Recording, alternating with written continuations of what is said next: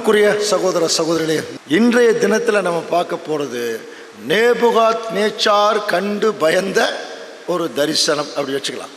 ரொம்ப ஆச்சரியமான ஒரு விஷயம் என்ன அப்படின்னு பார்த்தீங்கன்னா, இந்த தானியேல் புஸ்தகத்தில் the events of the God's plan அப்படின்னு சொல்லுவாங்க.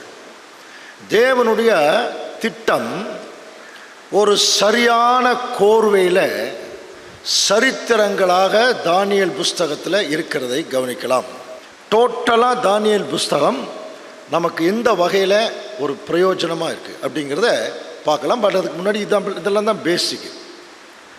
இதில் நமக்கு தெரிந்த பாடம் என்னன்னு சொல்லி கவனிச்சின்னா, விசேஷமாக 5ஆம் உலக பேரரசு ஒரு மிகப்பெரிய சிலை, அந்த சிலையை அதனுடைய அர்த்தத்தை தானியேல் ரிவீல் பண்ணார்.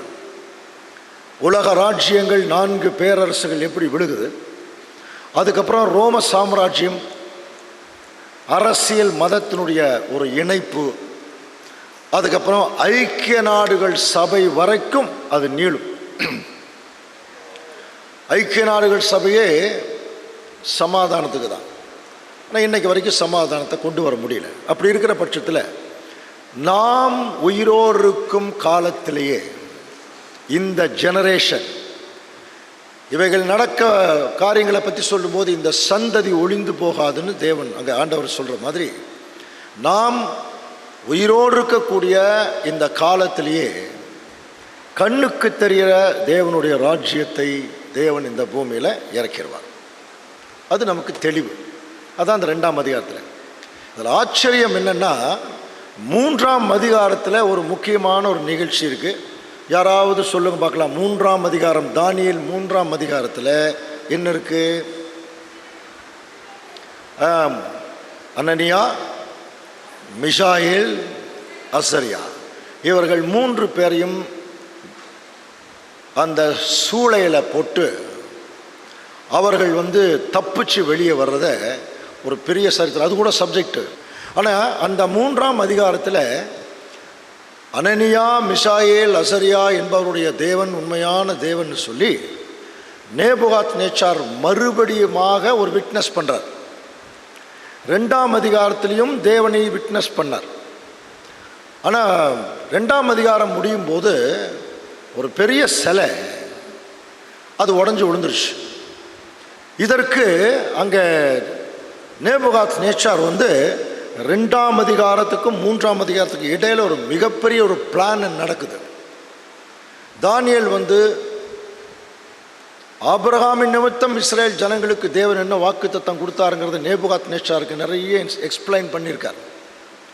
அதையெல்லாம் மைண்டில் வச்சுட்டு நேபுகாத் நேச்சார் என்ன பண்ணுறாருன்னா, உன்னை ஆசீர்வதிக்கிறவர்களை ஆசீர்வதிப்பேங்கிற வார்த்தையெல்லாம் மைண்டில் வச்சுட்டு, அப்போ நீங்கள்லாம் தேவனுடைய ஜனங்கன்னா உங்களை நான் மேன்மையாக வைத்திருக்கிற I am the king of the kings, ராஜாதி ராஜா. நான் ஒரு மிகப்பெரிய ரிலிஜனை ஏற்படுத்த போகிறேன் இந்த பூமியில். அந்த ரிலிஜனுக்கு ஒரு கடவுள் வேணும். அந்த கடவுள் அவர் மைண்டில் வச்சுட்டு தான் 3ஆம் அதிகாரத்தில் ஒரு பெரிய சிலையை அவர் பார்த்தார் இல்லையா, பொன்னாகி அந்த தலை நீரே அப்படின்னு சொல்லி தானே ஆரம்பிக்கிறார். அதே மாதிரி தங்கத்தில் ஒரு பெரிய சிலையை செஞ்சு வச்சிட்டார். எல்லாரும் அதை வணங்கணும். அப்போ அனனியா, மிஷாயேல் அதை வணங்கலை. அதுக்கப்புறம் நடந்த நிகழ்ச்சிகள் தெரியும். அது தனியாக சப்ஜெக்டாக தான் பார்க்கணும். இந்த நிகழ்ச்சி முடிஞ்சிருச்சு. நிகழ்ச்சி முடியும் போது நேபுகாத் நேச்சார் வாஸ் கம்ஃபர்டபுள். ரொம்ப ரிலாக்ஸ் ஆகிட்டு மைண்டில் தேவனை புகழ ஆரம்பிக்கிறார். அதுதான் அங்கிருந்து இப்போ ஆரம்பிக்கலாம் பாருங்க.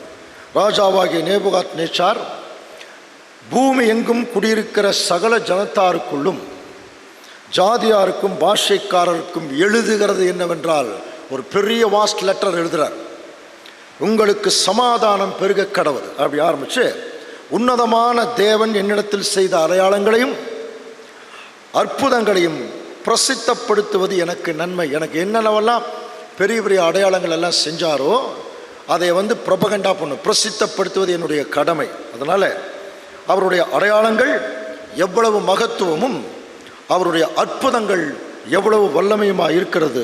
அவருடைய ராஜ்யம் நித்திய ராஜ்யம். இப்போ ஆக்சுவலாக இவருடைய கிங்டம் இவர் தன்னுடைய ராஜ்யம் கடவுளுடையதுன்னு அக்செப்ட் பண்ணுறார். பாருங்க, அவருடைய ஆளுகை தலைமுறையாக இருக்கும் என்று சொல்லி, நேபுகாத் நேச்சாராகிய நான் என் வீட்டிலே சவுக்கியமுள்ளவனாயிருந்து என் அரண்மனையிலே வாழ்ந்து கொண்டிருந்தேன். இப்படி ஆரம்பிக்கிறார். ரொம்ப நல்லா, ரொம்ப ஆசீர்வாதத்தோடு நான் இருந்துட்டு இருந்தேன். பட் அதான் அர்த்தம். ஆனால் திடீரென்று மறுபடியும் எனக்கு ஒரு சொப்பனம் வந்தது. எப்படி 2ஆம் அதிகாரத்தில் ஒரு சொப்பனத்தை கண்டு அவர் எப்படி பயந்தாரோ அந்த மாதிரி திடீர்னு நான் ஒரு சொப்பனத்தை கண்டேன். அது எனக்கு திகிலை உண்டாக்கிற்று. என் படுக்கையின் மேல் பாருங்க, எனக்கு உண்டான நினைவுகளும் என் தலையில் தோன்றின தரிசனங்களும் என்னை கலங்க பண்ணிற்று. சேம் 2ஆம் அதிகாரத்தில் எப்படி ஒரு தரிசனத்தை பார்த்து கலங்கினாரோ அதே மாதிரி 4ஆம் அதிகாரத்துலேயும் ஏதோ ஒரு தரிசனம் பார்த்துருக்கார். அவருக்கு ஒரு மகா பெரிய கலக்கம். இதில் பார்த்தீங்கன்னா இந்த தானியேலில் இவர்கள் தரிசனம் பார்க்க வேண்டியது, கலங்க வேண்டியது, தரிசனம் பார்க்க வேண்டியது, கலங்க வேண்டியது, இதுதான் அதனுடைய வேலை. அந்த மாதிரி ஒரு சூழ்நிலை வரும்போது வழக்கம் போல் 2ஆம் அதிகாரத்தில் படிக்கிறபடியா பெரிய இதனுடைய அர்த்தத்தை சொல்கிறதுக்கு ஜோஷியர்கள், பெரிய அந்த வேத விற்பனர்கள், சாஸ்திரிகள், கல்தேயர்லேயே ரொம்ப சிறப்பான அந்த பட்டம் படித்தவர்கள் எல்லாத்தையும் வர சொல்லி கேட்குறாரு. அவங்களுக்கு ஒன்றுமே தெரில. ஆனால் 2ஆம் அதிகாரத்துக்கும் 4ஆம் அதிகாரத்துக்கும் உள்ள வித்தியாசம் என்னென்னா, 2ஆம் அதிகாரத்தில் அவர் சொல்கிறார், அந்த ஜோஷிகாரெல்லாம் நிற்கும்போது உங்களுடைய கனவை சொல்லுங்கள், அதனுடைய அர்த்தத்தை நாங்கள் சொல்கிறோம்னு சொல்லும்போது அவர் சொல்லிட்டார், கனவையும் மறந்து போச்சு, அர்த்தமும் தெரியல, கனவையும் சொல்லணும் அர்த்தத்தையும் சொல்லணும்னு சொன்னார். இங்கே ஓப்பனாக கனவை சொல்லிட்டார். பாருங்க, ஒரு கனவை நான் கண்டேன். இப்போ இது யாருமே எனக்கு தெரிவிக்க மாட்டேங்கிறாங்கன்னு சொல்லும்போது தான் கடைசியிலே என் தேவனுடைய நாமத்தின்படி பெல்தே சாட்சார் என்னும் பெயரிடப்பட்டு, நல்லா புரிஞ்சுக்கலாம் யாரோ ஒரு தானியேலுக்கு இவர் பேர் வைக்கிறார், அவருடைய கடவுள் பேரை வைக்கிறார். நேபுகாத் நேச்சார் வணங்கி கொண்டிருந்த பாபிலோனிய கடவுள் பேரை வைக்கிறார். அதுதான் பெல்தே சாட்சார். பரிசுத்த தேவர்களின் ஆவியுடைய தானியேல் என்னிடத்தில் கொண்டு வரப்பட்டான். அவரிடத்தில் நான் சொப்பனத்தை விவரித்து சொல்கிறேன். கொஞ்சம் கவனிங்க. இப்போ தானியேலுக்கு இந்த என்ன கனவு கண்டேன்னு சொல்கிறார். சில வார்த்தைகளை அன்புக்குரிய சகோதர சகோதரி நீங்கள் கூர்ந்து கவனிச்சாதான் அது என்ன சொல்ல வர்றாருங்கிறது புரியும். நான் படுத்து கொண்டிருக்கும் போது என் தலையில் தோன்றின தரிசனங்கள் என்னவென்றால், இதோ தேசத்தின் மத்தியில, இங்கே இந்த பார்ட் மட்டும் ஞாபகத்தில் வச்சுங்க, தேசம் இருக்கு, அதனுடைய மத்தியில மிகவும் உயரமான ஒரு விருட்சத்தை நான் பார்த்தேங்கிறார். விருட்சம்னா தெரியும் இல்லையா, மரம். தேசத்தின் மத்தியில ஒரு பயங்கரமான ஒரு விருட்சம் இருந்தது. அதான் ஒரு தரிசனத்தில் பார்க்குறார். அந்த விருட்சம் வளர்ந்து பலத்து தேசத்தின் எல்லை பரியந்தம் காணப்படத்தக்கதாக அதன் உயரம் வானமட்டும் எட்டினது. அதாவது ஒரு மரம் மிக உயரமாக வளர்ந்து தேசத்தில் எங்கிருந்து பார்த்தாலும் தெரியுமா அந்த மரம். அந்த அளவுக்கு ஒரு ஹியூஜ் பெரிய மரமாக என்ன ஆயிடுச்சுன்னா அது வளர்ந்துருச்சு. ஸோ இந்த மரம் பார்த்துட்டு இருக்கும்போது அதன் இலைகள் நேர்த்தியும் அதன் கனி மிகுதியுமாக இருந்தது. எல்லா ஜீவன்களும் அதுக்கு ஆகாரம் உண்டாயிருக்கு. அதன் கீழே வெளியின் மிருகங்கள், ஆகாயத்து பறவைகள் எல்லாவற்றையும் எல்லாம் நல்லா தங்கிட்டு இருக்கு, கம்ஃபர்டபுளாக எல்லாம் தங்கிட்டு இருக்கு. இப்போ நான் படுத்துட்டு அந்த தரிசனத்தை நான் பார்த்துட்ருக்கேன். பார்த்துட்டு இருக்கும்போது திடீர்னு இதான் எல்லாம் அந்த மரத்துக்கு கீழே தங்கிட்டு இருக்கும்போது இப்போ தானியேல் 4ஆம் அதிகாரம் 13ஆம் வசனத்தை இப்போ நம்ம வாசிக்கலாம். தானியேல் 4ஆம் அதிகாரம் 13ஆம் வசனம். நான் படுத்திருக்கையில் என் தலையில் தோன்றின தரிசனங்களை காணும்போது காவலாளனாகிய பரிசுத்தவான் ஒருவன் வானத்திலிருந்து இறங்க கண்டேன். பாருங்க, இவர் அந்த தரிசனத்தை பார்த்துட்டு இருக்கும்போது காவலனாகிய பரிசுத்தவான் ஒருவன் வானத்திலிருந்து இறங்கி வர கண்டேன். ஒருத்தர் காவலன், அவர் பரிசுத்தவானா. திடீர்னு அந்த விஷனில் மேலிருந்து கீழே பயங்கர சத்தம் போட்டு திடீர்னு சொல்ற, இந்த மரத்தை வெட்டு அப்படின்னாராம். பாருங்க, அவன் உரத்த சத்தமிட்டு இந்த விருட்சத்தை வெட்டி இதன் கொப்புகளை எல்லாம் தனித்தனியாக கட் பண்ணி அங்கே தரித்து போடுங்கள், இதன் இலைகளை உதிர்த்திருங்க, இதன் கனிகளை சிதறடியுங்கள், இதன் கீழுள்ள மிருகங்களும் இதன் கொப்புகளும் பட்சிகளும் ஒன்றும் இதுக்கு கீழ் இருக்கக்கூடாது, எல்லாம் துரத்திருங்க. ஸோ திடீர்னு இப்படி ஒரு கனவு, வானத்திலிருந்து ஒரு காவலன் பரிசுத்தவான் இறங்கி இவர் அந்த மரத்தை பார்க்கும்போதே ரொம்ப கம்ஃபர்டபுளாக பார்க்குறாரு. இவ்வளோ பெரிய மரம் எல்லாம் வந்து தங்கிட்டு இருக்க அப்படின்னு பார்த்துட்டு இருக்கும்போது திடீர்னு ஒருத்தர் வந்து என்ன சொல்கிறாரு, இம்மீடியட்டாக அந்த மரத்தை வெட்டி இலைகளை எல்லாம் உதிர்த்துரு, கனிகளை எல்லாம் தூர போட்டுரு, தனித்தனியாக எல்லாத்தையும் செதறடிச்சிருந்தார். ஸோ இது ஒரு ஜட்ஜ்மெண்ட்டு, இது ஒரு நியாய தீர்ப்பு. இதைய வந்து நேபுகாத்நேச்சார் தன்னுடைய அந்த ஒரு கனவில் பார்க்குறார். கனவு முடியல. அதுக்கு அடுத்தது பார்த்தீங்கன்னா 15ஆம் வசனத்தில் வாசிக்கலாம். ஆனாலும் இதன் வேர்களாகிய அடிமரம் பூமியில் இருக்கட்டும். இதன் வேர்களாகிய அடிமரம் பூமியில இருக்கட்டும். இரும்பும் வெண்கலமுமான விலங்கு இடப்பட்டு வெளியின் பசும்புல்லிலே தங்கி ஆகாயத்து பனியிலே நனைவதாக, மிருகங்களோட பூமியின் பூண்டிலே அவனுக்கு பங்கு இருக்க கடவது. கொஞ்சம் கவனிங்க. இப்போ எதை குறித்து சொல்லிட்டு இருக்கிறார் அப்படின்னா, நேபுகாத்நேச்சார் தான் கண்ட தரிசனத்தை, கனவை பற்றி பேசிட்டு இருக்கார். அந்த கனவுல என்ன இருக்கு? என்ன பார்த்தார்? பெரிய மரம், மரத்துக்கு கீழே எல்லாம் வந்து தங்கியிருக்கு. திடீர்னு ஒருத்தர் வந்து ஜட்ஜ்மெண்ட் கொடுக்குறாரு, அதை வெட்டிருங்க அப்படின்னு சொல்லும்போது இந்த வசனம் தான் நமக்கு ரொம்ப அதிகமாக கவனிக்க வேண்டி. பாருங்க, இதன் வேர்களாகிய அடிமரம் பூமியில் இருக்கட்டும், அடிமரத்தை மட்டும் விட்டுருங்க, மற்றபடி எல்லாத்தையும் வெட்டிருங்க. இரும்பும் வெண்கலமான விலங்கு இடப்பட்டு வெளியின் பசும் புல்லிலே தங்கி ஆகாயத்து பனியிலே நனைவதாக. இது ஒரு செட்டு. அதுக்கு அடுத்தது தான் நாம் இந்த தரிசனத்தின் பொருளை உணர்ந்து கொள்வதற்கு ஒரு க்ளூ கொடுக்குறார். பாருங்க, மிருகங்களோட பூமியின் பூண்டிலே அவனுக்கு பங்கு இருக்க கடவுதுன்னார். இப்போ அந்த மரம் என்னவா மாறிடுச்சு? அவன் மரம் என்னவா மாறிடுச்சு? அவனாக மாறிடுச்சு. இதுதான் தீர்க்க தரிசனத்துடைய ட்ரெண்டு.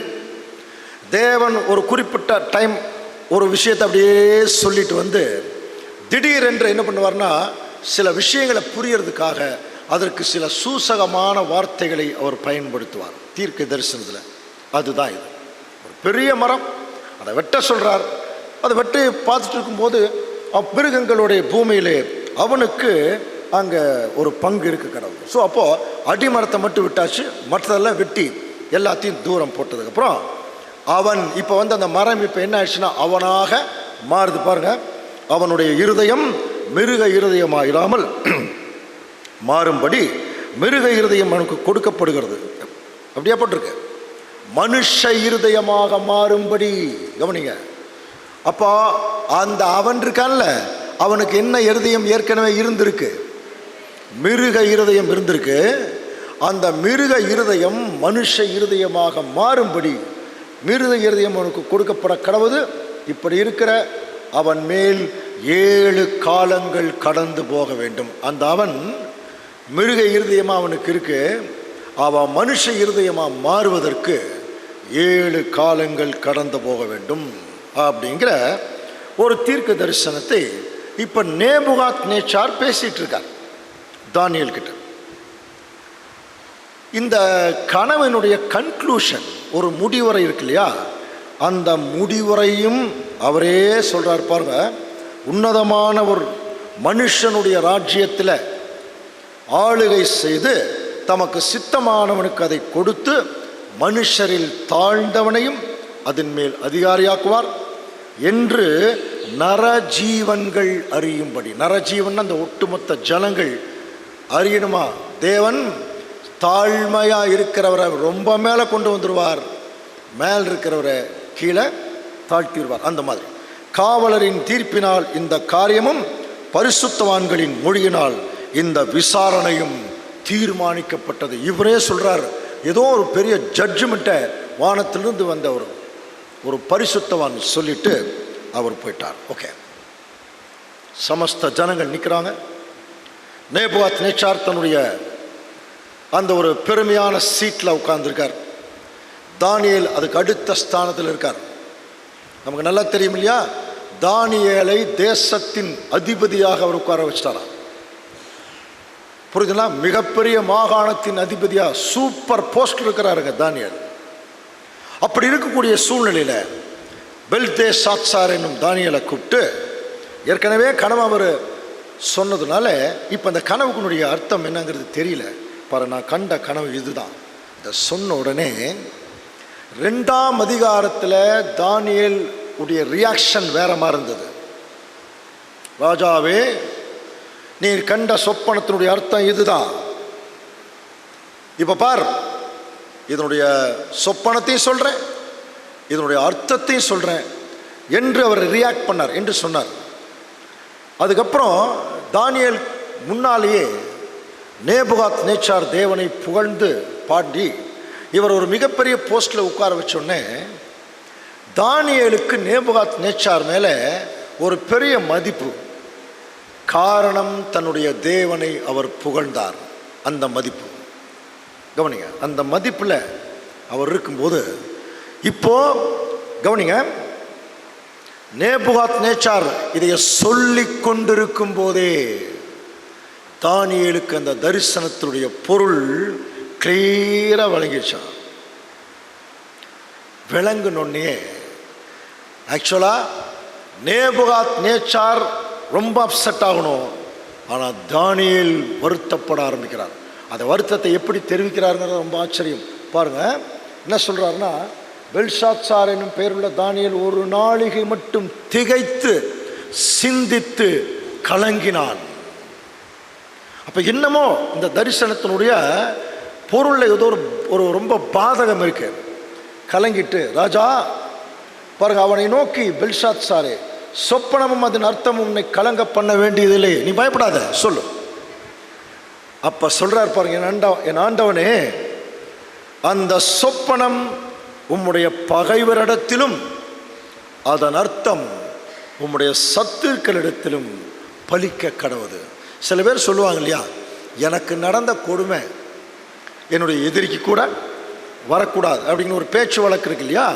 இப்போ இவர் சொல்கிறார், இவருக்கு புரிஞ்சிருச்சு தானியேலுக்கு. இவர் எவ்வளோ பெரிய ஞானி பாருங்க. சாத்தானை குறித்து கம்பேர் பண்ணும்போது எசேக்கியேல் தீர்க்க தரிசன புஸ்தகத்தில் அவன் தானியேலை பார்க்கிலும் ஞானவான் அப்படின்னா, தானியேலை சாத்தான் என்கிற சூப்பர் நேச்சுரல் பவரோட ஒப்பிட்டு பேசுகிறார் தீர்க்க தரிசி. அப்படின்னா சகல தரிசனங்களையும் அறியத்தக்க அறிவுள்ளவனாக்கிறார் தானியேலை. சாதாரண ஆள் கிடையாது. ஒரு சில தரிசனங்களை தேவன் அவருக்கு வெளிப்படுத்துகிறார். அது நடந்ததுக்கு பின்னால ஒரு சில தரிசனங்களை இவர் தேவன் வெளிப்படுத்தும் போதே அதைய கிரகிச்சிட்டார். இப்போ அந்த அர்த்தத்தை சொல்ல போறார். எப்படி சொல்றார் பாருங்க, நீர் கண்ட விருட்சம் வளர்ந்து தேசத்தின் எல்லை பரியந்தம் காணப்படத்தக்கதாக அதன் உயரம் வான பரியந்தம் எட்டினது. அதன் இலைகள் நேர்த்தியும் அதன் கனி மிகுதியுமாய் இருந்தது. எல்லா ஜீவனுக்கும் அதன் ஆதாரம் உண்டாயிருந்தது. அதன் கீழே வெளியின் மிருகங்கள் தங்கின. அதை சொன்னதை அப்படியே ரிப்பீட் பண்றார். அதன் கொப்புகளில் ஆகாயத்து பட்சிகள் தங்கியது. இப்ப சொல்றார், 2ஆம் அதிகாரத்தில் என்ன சொன்னாரோ அதே மாதிரி, பொன்னாகிய அந்த தலை நீரே அப்படின்னு 2ஆம் அதிகாரத்தை சொன்னார் இல்லையா, அதே மாதிரி சொல்ற பாருங்க, அது பெரியவரும் பலத்தவருமாய் இருக்கிற ராஜாவாகிய நீர்தாமே, நீங்க தாங்க அந்த மகா பெரிய விருட்சம் அப்படின்னாராம். உமது மகத்துவம் பெருகி வான பரியந்தம், உமது கர்த்தத்துவம் பூமியின் எல்லை பரியந்தம். அதனால தான் நம்ம ஏற்கனவே நேபுகாத் நேச்சாரை பற்றி சில காரியங்கள் படிச்சிருக்கிறோம். அவர் பாபிலோனின் தொங்கு தோட்டம், ஹேங்கிங் கார்டன்ஸ் ஆஃப் பாபிலோன் படிச்சிருக்கோம் இல்லையா. உலகத்தினுடைய 7 அதிசயங்களில் பழங்கால 7 அதிசயங்களில் முக்கியமானது ancient wonders of the world. ஒரு மலைக்கு மேலே அப்படியே பில்டிங் கட்டி தன்னுடைய மனைவியை கொண்டு போய் எங்கள் மேலே வச்சாராம். அது ஏற்கனவே இந்த சப்ஜெக்ட்லேயே சொல்லியிருப்போம். நம்ம ஒரு ஃபெனோஷியா தேசத்தினுடைய ராணி கல்யாணம் பண்ணிட்டு வர்றார். அரண்மனைக்கு மேலே போய் நின்று பார்க்குறார். அந்த அம்மா போய் நின்று பார்த்துட்டு, அவங்க அப்பா வீடு தெரியல, உடனே அந்த அம்மா ஒன்று அழுக ஆரம்பிச்சிருச்சு. எங்கள் அப்பா வீடை நான் பார்க்கணும். அப்படியா? ஏன் பார்க்க முடியல? அங்கே போனால் ஒரு சின்ன மலை மறைச்சிட்டு இருந்திருக்கு அவங்க அப்பா வீடு இருந்த திசையை. உடனே நேபுகாத்நேச்சார் என்ன பண்ணாருன்னா, சரி விடு, இந்த மலையை விட பெரிய பில்டிங் கட்டித்தரேன், அங்கே மேலே போய் உட்காந்துக்கும். அந்த சிட்டாடல் உட்காந்துட்டு உங்கள் அப்பா வீட்டையே பார்த்துட்டு என்ன டிஸ்டர்ப் பண்ணாத, அந்த மாதிரி. சரியா? அப்போ என்ன ஆயிடுச்சுன்னா, போய் அந்த அம்மா மேலே உட்காந்துட்டான். ஓகே, ஒரு நாள் சரி இவ்வளோ பெரிய பில்டிங் கட்டிட்டோமே, ஒரு தடவை மேலே ஏறி பார்த்துருவோம் என்று சொல்லி என்ன பண்ணாரா, மல்டி ஸ்டோரி பில்டிங் 3 நாள் ஆகும்னு சொல்லி எழுதியிருக்கிறாங்க. ஒவ்வொரு பில்டிங்காக மேலே போய் அந்த மேலிருந்து எல்லாத்தையும் பார்க்குறதுக்கு 3 நாள் ஆகுமா. அந்த அளவுக்கு அப்போவே பிரம்மாண்டமான பில்டிங் அது. இவர் மேலே போய் நின்னார். நேபுகாத்நேச்சார் நிற்கும்போது அவர் பிடித்த எல்லா ராஜ்யங்களும் கண்ணுக்கு முன்னாடி தெரிஞ்சிருக்கு. இப்போ கூட துபாயில் புர்ஜ் கலீஃபான்னு ஒரு பில்டிங் கட்டியிருக்கிறான், 160 மாடி. அது டாப்பில் போய் ஏறி நின்னோம்னா யுனைடெட் அரப் எமிரேட்ஸ் அப்படின்னு சொல்லுவாங்க, ஐக்கிய அமீரக குடியரசு. அந்த துபாயை சுற்றி இருக்கக்கூடிய ஷார்ஜா, அபுதாபி, ரசல் கைமா, இந்த மாதிரி நிறைய நாடுகள் ஒரு தெளிவான ஒரு வானிலை இருந்துச்சுன்னா கிளியராக அதெல்லாம் பார்க்க முடியும். அதில் உங்களுக்கு ஒரு பெருமை. இந்த பெருமை நேபுகாத்நேச்சார்லேருந்து ஆரம்பிச்சது, சேம் அதே இடம். அந்த பெருமைக்கு என்ன பண்ணுறாங்க, அதுக்கப்புறம் நடந்த நிகழ்ச்சி தான் நமக்கு தெரியும். அதை இப்போ பார்க்க போகிறோம். ஓகே, இப்போ என்ன சொல்கிறாருன்னா, அது பெரியவரும் பலத்தவருமாக இருக்கிற ராஜாவாகிய நீர்த்தாமே உமது மகத்துவம் பெருகி வான பரியந்தம் உமது கர்த்தத்துவம் பற்றின பூமியின் எல்லை பரியந்தம் எட்டிடுச்சு. ஸோ இதுதான் அந்த மிகப்பெரிய அந்த விருட்சம் நீங்கள் தான். அது எப்படி வானபரியந்து இருந்து எல்லாரும் அதில் தங்கின மாதிரி உங்களுடைய ராஜ்யத்தில் எல்லாரும் தங்கினாங்க. இப்போ இன்க்ளூடிங் இஸ்ரேல் ஜனங்களும் அங்கே தான் இருக்காங்க. அப்படி இருக்கிற போது இந்த விருட்சத்தை வெட்டி அழித்து போடுங்கள், ஆனாலும் இதன் வேர்களாகிய அடிமரம் தரையிலே இருக்கட்டும். பாரு, இந்த வசனம் இன்னும் கொஞ்சம் பார்க்கலாம். வெளியின் இரும்பும் வெண்கலமான விலங்கு இடப்பட்டு, அந்த மரம் இருக்கு இல்லையா, அதை சொல்கிறார். இரும்பும் வெண்கலமான விலங்கு இடப்பட்டு வெளியின் பசும்புள்ளிலே தங்கி ஆகாயத்து பணியிலே நனையணும். மறுபடியும் சொல்றார், 7 காலங்கள் அவன் மேல் கடந்து போகும்படி. இப்போ இந்த மரம் யாரா மாறிடுச்சு? அவன். இப்போ இந்த அவன் யாரு? நேபுகாத்நேச்சார் தான் அந்த அவன். அந்த அவன் மேல் கடந்து போக மட்டும் மிருகங்களோட அவனுடைய பங்கு இருக்க கடவுது. வானத்திலிருந்து இறங்கி சொன்ன பரிசுத்த காவலனாளனை ராஜாவாகிய நீர் கண்டீரே அப்படின்னு சொல்றார். இப்போ அந்த மரம் அவனாயிடுச்சு. அந்த மரம் இப்போ நம்ம ஓரளவுக்கு கிளியராக தெரியும். அப்படின்னா இந்த மிகப்பெரிய விருட்சம்ங்கிறது நேபுகாத்நேச்சாரை குறித்து தான் அவர் அங்கே ஒரு கனவு கண்டிருக்கார், அவரை குறிச்சே ஒரு கனவு கண்டிருக்கார் அப்படிங்கிறது நம்ம புரிஞ்சுக்கலாம். ஆனால் வேத வாக்கியங்களை ஆராய்ந்து பாருங்கள். இந்த சப்ஜெக்டினுடைய சாராம்சமே என்ன தெரியுங்களா? வழக்கமாக பழைய ஏற்பாட்டு காலத்தில் நடந்த நிகழ்ச்சிகளை புதிய ஏற்பாட்டின் காலத்து நிகழ்ச்சிகளோடு நம்ம ஒப்பிட்டு பார்க்கும்போது நம்ம சொல்லுவோம் நிழல் பொருள் சொல்லுவோம். இந்த சப்ஜெக்டினுடைய சாராம்சம் என்ன தெரியுமா? தேவன் முதல்ல பொருளை கொடுக்குறார், அதுக்கப்புறம் தான் எதை கொடுக்குறாரா? நிழலை கொடுக்குறார். தேவன் இப்படியும் கொடுப்பார், நிழலோட பொருளை கொடுப்பார், பொருளோட நிழலையும் கொடுப்பார். இப்போ நம்ம இப்போ பாருங்க, எடுத்தோடனே இது யாருன்னு சொல்லிட்டார், இது நேபுகாத்நேச்சார்னு சொல்லிட்டார். பட் இதுக்குரிய கன்க்ளூஷன் என்ன என்று கவனிக்கும் போது, ராஜாவே, அதன் அர்த்தம் ராஜாவாகிய ஆண்டவன் பேர் உள்ள உன்னதமானுடைய தீர்மானமும் என்னவென்றால், மனுஷரிலிருந்து நீர் தள்ளப்படுகிறீர், வெளியின் மிருகங்களோட சஞ்சரிப்பீர், மாடுகளைப் போல புல்லை மேய்ந்து ஆகாயத்து பணியிலே நீங்கள் நனைய போறீங்க. இது இன்னைக்கு வரைக்கும் சரித்திர ஆசிரியர்களாலேயே கணிக்க முடியாத ஆனால் இது நடந்திருக்குன்னு சொல்லி நிறைய சரித்திர ஆசிரியர்கள் சொல்கிறாங்க. திடீர்னு மாடு மாறி புல்லை சாப்பிட ஆரம்பிச்சிட்டாரா? யாரு? நேபுகாத்நேச்சார். அவருக்கு என்ன ஆச்சு? பைத்தியம் பிடிச்சிருச்சா? இல்லை இந்த நாய் கடிச்சா சில பேர் நாய் மாதிரியே பண்ணுவாங்கள்ல, அந்த மாதிரி ஏதாவது போயிட்டாரோ என்கிற சந்தேகங்கள் எல்லாம் கூட வரும். ஆனால் வசனம் உண்மை. அவர் கிளியராக சொல்லிட்டார், நீ வெளியின் மிருகங்களுடைய சஞ்சரிப்பீர், மாடுகளைப் போல புல்லை மேய்ந்து ஆகாயத்து பணியிலே. அப்படின்னு என்ன அர்த்தம்? நீ ஷெல்டருக்குள்ளே இருக்க மாட்டேன், நீ ஷெல்டரை விட்டு வெளியே வந்துடுவ. மகா பாபிலோன் தொங்கு தோட்டத்தையே கட்டினவர் இப்போ எங்கே இருக்கிறாரா? அரண்மனையை விட்டு வெளியே வந்து ஒரு ஷெல்டர் இல்லாத இடத்துல நிற்கிறார். அதுதான் அவருக்குரிய தண்டனை. எவ்வளவு நாள்? அதைத்தான் கீழே சொல்கிறார், ஆகாயத்து பணியிலே நடைபெற சொல்லிட்டு, உன்னதமானவர் மனுஷனுடைய ராஜ்யத்திலே ஆளுகை செய்து தமக்கு சித்தமானவருக்கு அதை கொடுக்கிறார் என்பதை நீர் அறிந்து கொள்ள மட்டும் 7 காலங்கள் உம்முடைய பேரில் கடந்து போக வேண்டும். சும்மா ரேண்டமாக சொல்லிட்டார், 7 காலங்கள் நீ இப்படித்தான் இருக்கணும், அதுக்கப்புறம் நீ மீண்டு வருவ அப்படிங்கிறார். கவனிங்க, அந்த 7 காலங்கள்ங்கிறது நேபுகாத் நேச்சாருடைய லைஃப்பில் எவ்வளோ டைம் எடுத்ததுன்னு தெரியல. எவ்வளோ காலங்கள் அவர் தண்டனைக்குள்ளே போனார்னால நமக்கு ரெஃபரன்ஸே கிடையாது. சில அனுமானங்கள் வேணால் சொல்லலாம். ஆனால் அதில் ஒன்று மட்டும் நமக்கு சொல்கிறார், ஒரு அடிமரம் மட்டும் தனியாக கீழே அந்த பேஸ் மட்டும் வச்சுங்க, அந்த அடிமரம் மட்டும் இருக்கட்டும். அதில் இன்னொரு விஷயம் பாரு, ஆனாலும் விருட்சத்தின் வேர்களாகிய அடிமரம் தரையில் இருக்கட்டும் என்று சொல்லப்பட்டது என்னவென்றால், நீர் அந்த பரம அதிகாரத்தை அறிந்த பின் உம்முடைய ராஜ்யம் நிலை நிற்கும். கவனிங்க, ஆக்சுவலாக இந்த கணவனுடைய முடிவை சொல்லி அதில் வரக்கூடிய ஏதோ ஒரு 7 காலங்கள் ஒரு தண்டனையும் அவர் அனுபவிச்சிட்டார். அனுபவிச்சதுக்கப்புறம் அவர் தேவன் அந்த ஒரு தண்டனையை கொடுத்துட்டாருங்கிறத புரிஞ்சுக்கிட்டு தன்னை தேவனுக்கு முன்பாக தாழ்த்தியும் செஞ்சிட்டார். இப்போ ஜட்ஜ்மெண்ட் என்ன சொல்லப்பட்டிருக்குன்னா, நீர் பரம அதிகாரத்தை அறிந்தபின் உமக்கு ராஜ்யம் நிலை நிற்கும்ங்கிறார். அப்படின்னா நீ திரும்பவும் பழைய நிலைமைக்கு வந்துருவேன்னு சொல்றார். இப்போ நீங்க சொல்லுங்க, நேபுகாத் நேச்சார் பழைய நிலைமைக்கு வந்தாரா? இல்லை, மகா பாபிலோன் பிடிபட்டது, அது அழிஞ்சிருச்சு. வேதோ பெர்ஷிய ராஜாக்கள் பிடிச்சிட்டு போயிட்டாங்க.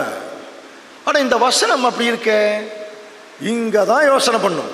அப்போ அந்த அவன் என்பது நேபுகாத் நேச்சாராய் இருக்கிறது என்று நம்ம புரிஞ்சுக்கிட்டோம்.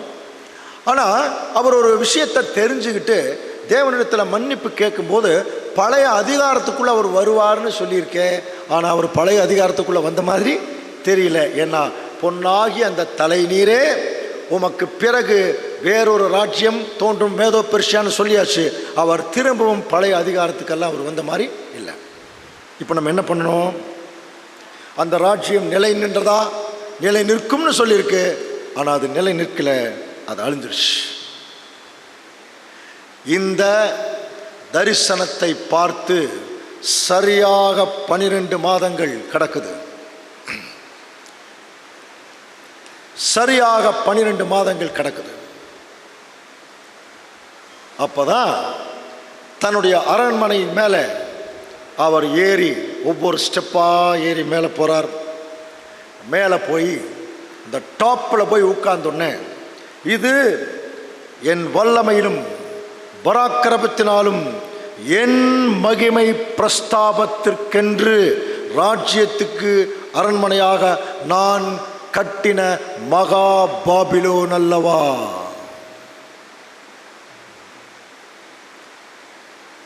எவ்வளோ பெரிய ஒரு மேட்டிமா பாருங்க. ஆல் ஆர் மைன், எல்லாமே என்னுடைய சுய பலத்தால் கட்டின ராஜ்யம். நான் எவ்வளவு பெரிய ராஜா,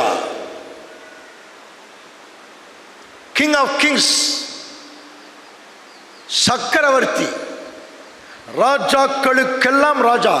the first secular government in the world. Delegation of அத்தாரிட்டின்னு சொல்லுவாங்க. அதிகாரத்தை பிரித்து கொடுத்து சிற்றரசர்களால் புடைசூழ ஆளப்பட்ட மிகப்பெரிய அரசன் தான் பாபிலோன் ராஜா. எல்லா ராஜ்யங்களையும் பிடிச்சிட்டான். தன்னுடைய அரண்மனைக்கு மேலே போய் நின்றுட்டு அவன் பார்க்குறான், தன்னுடைய ராஜ்யமெல்லாம் பிடித்த ராஜ்யங்கள்லாம் அவனை சுற்றில நிற்குது. அப்படியே டாப்பில் போய் நிற்கிறான். எது மாதிரி அந்த விருட்சம் வான பரியந்தம் உயர்ந்து நின்னுச்சு இல்லையா, அந்த மாதிரி போய் இங்க நிற்கிறான். அவன் சொல்லி கொண்டிருக்கும் போதே, இங்கதான் அந்த ஜட்ஜ்மெண்ட் பாருங்க. இது என் சுயபலத்தினால் கட்டிய பாபிலோன் அல்லவான்னு சொல்லி கொண்டிருக்கும் போதே, இந்த வார்த்தை ராஜாவின் வாயில் இருக்கும் போதே வானத்திலிருந்து ஒரு சத்தம் உண்டாகி, ராஜாவாகிய நேபுகாத் நேச்சாரே, ராஜ்ய பாரம் இந்த செகண்ட்ல உன்ற ராஜ்யம் உன்னை விட்டு நீங்குதுன்னார். ஜட்ஜ்மெண்ட் ஆஃப் தேவன் பாருங்க எப்படி இருக்குன்னு. இந்த செகண்ட்ல நீ ராஜ்யத்தில் இல்லை, புரியுதா? நீ மனுஷரிலிருந்து தள்ளப்படுவாய், வெளியின் மிருகங்களோட சஞ்சரிப்பாய், புல்ல சாப்பிட்டுட்டு இருப்ப. நீ 7 காலங்கள் நீ உன்னுடைய நிலைமையை உணர்ந்து திருந்தி தேவனுக்கு முன்பாக தாழ்த்துற வரைக்கும் நீ 7 காலங்கள் நீ எப்படிதான் இருக்கும்னா மிருகங்களோட நீ சஞ்சரிப்பாயிட்டார். சரி, இது நடந்துதான் அப்படின்னா நேபுகாத் நேச்சாருடைய வாழ்க்கையில் அது நடந்தது. எப்படி நடந்தது பாருங்க. அவன் மாடுகளைப் போல புல்லை மேய்ந்தான், அவனுடைய தலைமயிர் கழுகுடைய இரைகளைப் போல, அவன் நகங்கள் பட்சிகளுடைய நகங்களைப் போலவும். அப்படின்னா என்ன புரிஞ்சுக்கலான்னா, அவன் சாதாரணமாக ஒரு பைத்தியக்காரன், அவனை யாருமே பராமரிக்கலைன்னா அவனுடைய நகங்கள் எல்லாம் வளர்ந்துடும், முடி பயங்கரமாக வளர்ந்துடும், திடீர்னு சொரிஞ்சு அங்கங்கே சொட்டை ஆகிடும். அந்த மாதிரி ரொம்ப மோசமான ஒரு நிலைமைக்குள்ளே அவன் போயிட்டான். அவன் தலையில் இருக்கிற முடியெல்லாம் சொட்டை ஆகிடுச்சான். உங்களுக்கு புரியுதா? அப்போ அவனுக்கு என்ன, அந்த நேபுகாத் நேச்சார் என்கிற ராஜாவுக்கு என்ன நடந்திருக்கும்னு உங்களால் கிரகிக்க முடியுதா? ஒரு க்ளூ வேணா கொடுக்குறேன். அரண்மனை விட்டு அவன் வெளியே வந்துட்டான், வெளியில் நிற்கிறான். ஒரே ஒரு விஷயத்தை மட்டும்தான் கிரகிக்க முடியும், புல்லை சாப்பிட்றான். அப்படிங்கிற போது இன்னைக்கும் யாராவது புல்லை சாப்பிட்றாங்களா? புல்லுமா இருக்கிற செடிகள் பார்த்தீங்கன்னா அது இன்னைக்கு க்ரீன் என்னமோ போட்டு அந்த இதுலையெல்லாம் போடுவாங்க இல்லையா, நூடுல்ஸு அதில் எல்லாம் போடுவாங்கள்ல, அதே மாதிரி கத்தாழை, அதெல்லாமே இந்த மாதிரி வகைகள் தான். புரியுதுல்ல? அவன் தன்னுடைய அரண்மனை விட்டு வெளியே வந்துட்டான். அவனை பராமரிக்கிறதுல யாருமே அவன் பக்கத்தில் போக முடியல. பிகாஸ் அவன் ரொம்ப அசுத்தமாயிட்டான். அப்படின்னு அவனுக்கு ஒரு நோய் வந்துருச்சு. அந்த நோயின் நிமித்தம் அதை சரி பண்ணுறதுக்கு அவனுக்கு எசேக்கியேல் தீர்க்கதரிசி, எசேக்கியா ராஜா, அவர் அரிப்பிளவின்னு ஒரு கேன்சர் வந்தபோது ஏசாயா தீர்க்கதரிசிக்கு தகவல் சொல்கிறாங்க. ஏசாயா தீர்க்கதரிசி மருந்து கொடுத்து அனுப்புகிறார். என்ன கொடுத்தார்? அத்திப்பழ அடையை செஞ்சு போய் 10 போட அவனுக்கு சரியாயிரும்னார். அதே மாதிரி செஞ்சு 10 போட்டாங்க, சரியாயிடுச்சு. அந்த காலத்து பழங்களுக்கும் அந்த காலத்து மூலிகைகளுக்கும் கலப்படம் இல்லாதனால அதிகமான வீரியம் இருந்தது. அந்த வீரியத்தினால நிறைய பேர் குணமான மஞ்சக்காமலை, இப்போல்லாம் கேன்சருக்கே நிறையா கண்டுபிடிச்சான். அப்படியெல்லாம் இருக்கும் பட்சத்தில் என்ன நடந்திருக்கும் உங்களால் கிரகிக்க முடியுதா? அன்புக்குரிய சகோதர சொல்லு, ஒரு மாதிரி வெளியே போயிட்டார், ரொம்ப கஷ்டமான நிலைமைக்குள்ளே போயிட்டாராம். கிரகிக்க முடியுதா? வெளியே போயிட்டார். அவருக்கு பராமரிக்கிறதுக்கு யாருமே இல்லை, நகமெல்லாம் பெருசாகிடுச்சு, தலையெல்லாம் என்ன ஆயிடுச்சுன்னா கொஞ்சம் சொட்டை ஆயிடுச்சு. கழுகுகளுடைய அந்த இறகுகள் ஒரு டைம் ஆனால் அந்த இறகை உதிர்த்துரும் இல்லையா, எல்லாம் படிச்சிருக்கோம் இல்லையா, அதுக்கப்புறம் புதுசாக வளரும். அப்படி உதிர்க்கும் போது எப்படி சொட்டையாக இருக்குதோ அந்த மாதிரி தலையெல்லாம் சொட்டையாக ஆயிடுச்சு. அவரை பராமரிக்கிறதுக்கு யாருமே பக்கத்துலேயே போக முடியல. அதுக்கு பதிலாக அவர் என்ன பண்ண வேண்டியதாக இருந்ததுன்னா புல்லை சாப்பிட வேண்டியதாக இருந்தது. இவ்வளோ தான் விஷயம். அனுமானிக்கவே முடியலையா? அவருக்கு என்ன வந்திருக்கும்? குஷ்ட ரோகம் வந்தால் தான், குஷ்டம் ரோகம் வந்தால் தான் அவர்கள் வீட்டை விட்டு என்ன பண்ணுவாங்க? வெளியே பாளையத்துக்கு புறமே இருந்துட்டு அவர்களை யாராவது பராமரிக்க இருந்தால் இருப்பாங்க, இல்லைன்னா செத்துருவாங்க. அந்த மாதிரி ஒரு குஷ்டரோகத்து வந்த மாதிரி அவருக்கு ஒரு மிகப்பெரிய வியாதி தன்னுடைய அரண்மனை விட்டு அவர் வெளியே அவர் கூட இருந்தவர்களே அவரை பராமரிக்கல. புரியுதுங்களா? அதற்கு முன்னால் இருந்த வரைக்கும் அவங்க எப்படி சாப்பிட்டாங்கன்னு படிச்சிருக்கிறோம், ஞாபகம் இருக்கா? அவர்கள் பாபிலோனியர்கள் அதிகமாக விரும்பி சாப்பிடுகிற உணவு பெரிய பெரிய பன்றிகளா. அதை கொண்டு அவங்களுடைய ஏவில் மோரேதோங்கிற அந்த சிலை முன்னாடி வச்சு பூஜை பண்ணி அதுக்கப்புறம் தான் ராஜாவுக்கு கொடுப்பாங்க, அதை சாப்பிடுவாங்க. அதனால தான் தானியேல் என்ன பண்ணார்னா அவர்களுடைய உணவுகளாலே தங்களை தீட்டுப்படுத்தவில்லை, கிளியராக சொல்லிட்டார், நாங்கள் வெறும் மரக்கறிகளை மட்டும் சாப்பிட்டு எவ்வளோ புஷ்டியாக இருக்கிறோம் நீங்கள் பாருங்கள், உங்கள் கறியெல்லாம் நாங்கள் சாப்பிட்லன்னு சொன்னாரா? மரக்கறிகளை மட்டும் சாப்பிட்டாங்களா? எப்படி இருந்தாங்க? ஆனால் இதே டைமில் நேபுகாத்நேச்சார் ஃபுல்லாக இந்த மாம்சம் சாப்பிட்டார். கடைசியில் என்ன வந்துருச்சு? இப்போ வந்துருச்சு. ஸோ அவர் இந்த மாம்சங்களை சாப்பிட்டு கொண்டிருக்கிற வரைக்கும் அவருடைய இருதயம் மிருக இருதயமாக இருந்தது. தேவன் என்ன பண்ணார்னா, ஒரு தண்டனை கொடுத்து, ஒரு நோயை கொடுத்து கொண்டு போய் தனியாக வச்சு, நீ இனிமேல் மூலிகையை தான் சாப்பிடணும். அதுதான் புல்லுன்னு சொல்லப்பட்டிருக்கு, வேற ஒன்றும் இல்லை. புரியுதா? நீ வெறும் பச்சை காய்கறிகளையும் மாடு திங்கிற அந்த புல்களையும் இதையத்தான் நீ சாப்பிடணும். இதை சாப்பிட்டீன்னா நீ சரியாயிடுவ. அப்போ அவ்வளோ பெரிய பராக்கிரம ராஜா, அவ்வளோ பெரிய அந்த பன்றிகளையும் மாடுகளையும் சாப்பிட்டவர் இப்போ தனியாக விடப்பட்டு இந்த மூலிகைகளை சாப்பிட்டா தான் உனக்கு இந்த உடம்பு சரியாகும், இந்த ரோகம் சரியாகும் சொல்லும்போது ரொம்ப கஷ்டமான நிலைமைக்குள்ளே போயிட்டாராம். போய் அந்த 7 காலங்கள்ங்கிற டைம் இருக்கு இல்லையா, அந்த காலங்கள் முடியும் போது, அப்பா சாமி மன்னிச்சிடுங்க அப்படின்ட்டு பிதாவாகிய தேவனை நோக்கி வந்தாராம். எப்படி தெரியுமா அந்த வசனம் இருக்கு பாருங்க, வாசிக்கலாம். சில நாட்கள் சென்ற பின்பு, அந்த சில நாட்கள்ங்கிறது 7 காலங்கள், எத்தனை நாள்னு தெரியாது. நேபுகாத்நேச்சாராகிய நான் என் கண்களை ஏறெடுத்து, எங்க மேலே, அடுத்தது புத்தி எனக்கு திரும்பி வந்தது. அப்பொழுது நான் உன்னதமானவரை ஸ்தோத்தரித்து என்றென்றைக்கும் ஜீவித்திருக்கிறவரை புகழ்ந்து மகிமைப்படுத்தினேன். ஒரு கொஞ்ச நாளைக்கு முன்னாடி இவர் யாரை மகிமைப்படுத்தினார்? தன்னை, என் சுய பலத்தால் கட்டின பாபிலோன் அல்லவா அப்படின்னு சொல்லி தன்னையே ஒரு தேவன் போல காட்டினார்.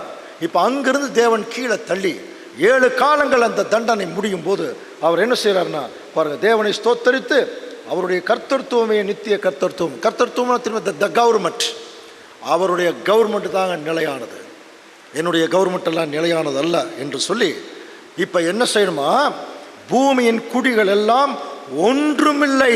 அவர் சொன்ன வார்த்தை தான். எத்தனை ராஜ்யங்களை பிடிச்சி இவங்களுக்கெல்லாம் நான் ராஜான்னு சொன்னவர், இந்த பூமியில் கொடுக்குற ஜனங்க கடவுளுக்கு முன்னால் ஒன்றுமே இல்லை. அவர் தமது சித்தத்தின்படி வானத்து சேனையும் பூமியின் குடிகளையும் நடத்துகிறார். அவருடைய கையை தடுத்து அவரை நோக்கி எனக்கு என்ன செய்கிறேன் என்று சொல்லத்தக்கவன் ஒருவனுமில்லை. அந்த வேளையிலே எனக்கு புத்தி திரும்பி வந்தது. திருப்பி 2ஆம் முறை சொல்றார், எனக்கு புத்தி திரும்பி வந்தது. என் ராஜ்யத்தின் மேன்மைக்காக என் மகிமையும் என் முகக்களையும் எனக்கு திரும்பி வந்தது. அந்த முகக்களையும் மறுபடியும் என்ன அடிச்சுப்போம்? எதனால சொல்லுங்க பார்க்கலாம். இந்த மரக்கறிகள் எல்லாம் சாப்பிட்டு நல்லா என்ன ஆகிட்டா இருப்போம், ஃபுல்லாக க்யூர் ஆகிறார். திரும்பி வந்து என் முகக்களையும் திரும்பி வந்தது. என் மந்திரிமாரும் என் பிரபுக்களும் என்னை தேடி வந்தார்கள். அப்படின்னா எல்லாம் என்ன இருக்கிறாங்க? இப்போ கொஞ்ச நாள் ராஜாவாகிய இவரையே தள்ளி வச்சாங்க. அப்படின்னா அந்த குஷ்டரோகம் அப்படிங்கிற வியாதி எல்லாம் எவ்வளவு மோசமான வியாதி பாருங்க. ஸோ எல்லாரும் என்கிட்ட திரும்பி வந்தாங்க. என் ராஜ்யத்தில் நான் ஸ்திரப்பட்டேன், அதிக மகத்துவம் எனக்கு கிடைத்தது. ஆகையால் நேபுகாத்நேச்சாராகிய நான் பரலோகத்தின் ராஜாவை புகழ்ந்து, யாரே பாருங்க, பரலோகத்தின் ராஜாவை புகழ்ந்து உயர்த்தி மகிமைப்படுத்துகிறேன். அவருடைய கிரியைகள் எல்லாம் சத்தியம், அவருடைய வழிகள் எல்லாம் நியாயம். அகந்தையாய் நடக்கிறவர்களை தாழ்த்த அவராலே ஆகும் சொல்லி முடிச்சார். இந்த வசனத்தை உபாகமத்திலேயே படிக்கலாம். அவர் வழிகளெல்லாம் நியாயம் அப்படின்னு படிக்கலாம். சரி, அன்புக்குரிய சகோதர சகோதரி, இப்போ கொஞ்சம் கவனிக்கலாம். இது வரைக்கும் நம்ம பார்த்தது நேபுகாத்நேச்சார் வாழ்க்கையில் அவர் கண்ட தரிசனம், அந்த தரிசனம் நிறைவேறியதும் அப்படிங்கிறத அதிலேயே அவர் சொல்லிட்டார். ஒரே ஒரு விஷயம் மட்டும் நமக்கு கொஞ்சம் நம்முடைய விசுவாசத்திற்கு கொஞ்சம் புறம்பா இருக்கு. எப்படி? நேபுகாத்நேச்சார் தான் அந்த விருட்சம். அந்த விருட்சத்தை சொல்லி கொண்டிருக்கும் போதே அதை அவன் என்று தேவனே சொல்லிட்டாரு. அப்போ அந்த அவன் யார்? நேபுகாத்நேச்சார் தான். அந்த நேபுகாத்நேச்சார் அவர் அந்த ஒரு பெரிய மரமாக இருந்தார். எல்லாரும் அவங்ககிட்ட வந்தாங்க, எல்லாம் நல்லபடியாக தான் இருந்தது. திடீர்னு அவருக்கு ஒரு மேட்டிமை வந்தது. மேட்டி மேலே தேவன் கீழே தள்ளினார். ஒரு குஷ்ரோகம் அந்த மாதிரி நிலைமைக்குள்ளே போய் பெரிய பெரிய கறியை சாப்பிட்டு இருந்தவர் மரக்கறிகளையும் புள்ளையும் சாப்பிட ஆரம்பித்து, அதை பாருங்கள், அதில் அந்த சத்துக்கள் எல்லாம் அவருக்கு திரும்ப வரும்போது அவர் பழைய முகக்கலையோடு வர்றார். என் மகிமை திரும்ப வந்தது. நல்லா இருக்கு.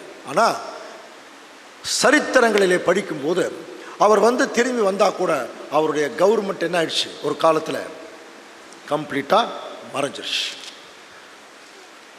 திரும்பி பெரிய அளவில் வரல. மேதோ பெர்ஷிய ராஜாக்கள் வந்து பிடிச்சிக்கிட்டாங்க. இதனுடைய ஒரிஜினல் பொருள் என்னங்கிறத இனிமேல் தான் ஆரம்பம். எப்படி ஆரம்பிக்கலாம் அப்படின்னா, நேபுகாத் நேச்சார் திரும்பி தன்னுடைய பழைய நிலைமையில் வந்து அவர் கவர்மெண்ட் ஸ்திரப்பட்டது அப்படிங்கிற வார்த்தைகள் எல்லாம் வரும்போது அந்த நேரத்தில் கொஞ்சம் ரிலீஃப் ஆகிருப்பாரே தவிர அவருடைய கவர்மெண்ட் கொஞ்ச நாள் கழிச்சு என்ன ஆயிடுச்சு, கம்ப்ளீட்டாக அழிஞ்சிருச்சு. அப்படின்னா இந்த தரிசனத்தில் நேபுகாத் நேச்சாருடைய கவர்மெண்ட் திரும்பி வந்து ஒரு பெரிய லெவலில் வந்த மாதிரி ஒரு ஃபோக்கஸிங் இருக்கு. ஆனால் அப்படி நடக்கலையே. அப்படின்னா நேபுகாத் நேச்சார் கண்ட அந்த மரம் நேபுகாத் நேச்சார் அல்ல. புரியுதுங்களா? ஆனா அந்த மரம் நீங்க தானும் தானியேல் சொல்லியிருக்கார். ஆனா இந்த வசனத்தில் கொஞ்சம் கவனிச்சு பார்த்தீங்கன்னா, நேபுகாத் நேச்சார் கண்ட மரம் அவர் தான் தானியேல் சொன்னா கூட, ஆனா அந்த ராஜ்யம் திரும்பவும் பழைய நிலைமைக்குள்ள வரலையே. அப்படிங்கிற போது தேவனுடைய பிள்ளைகள் நாம் புரிந்து கொள்ள வேண்டிய விஷயம் என்ன அப்படின்னா, இந்த விஷயங்கள் சொன்னது நடக்குது, நடக்கல. இதை சீர்தூக்கி பார்க்கும்போது இந்த நேபுகாத் நேச்சார் கண்ட மரம் அவர் மாதிரி தெரிஞ்சா கூட அவர் திரும்பவும் ஸ்திரப்படவில்லையே. அப்படின்னா என்ன புரிஞ்சுக்கலாம், நேபுகாத் நேச்சார் கண்ட மரம் அவர் அல்ல. இப்போ நம்ம என்ன கண்டுபிடிக்கணும்னா, இது வரைக்கும் நம்ம என்ன பார்த்துட்டோம் தெரியுமா? பொருள் பார்த்துட்டோம். இப்ப இதனுடைய நிழல் பார்க்க போறோம். சோ நேபுகாத் நேச்சார் ஒரு மிகப்பெரிய பொருளுக்குரிய நிழலாக அவர் வந்திருக்கார். அது என்னன்னு தெரியல. ஆனா இந்த சீன் எப்படி ஆரம்பிக்குது அப்படின்னா, மேட்டிமையில் ஆரம்பிக்குது.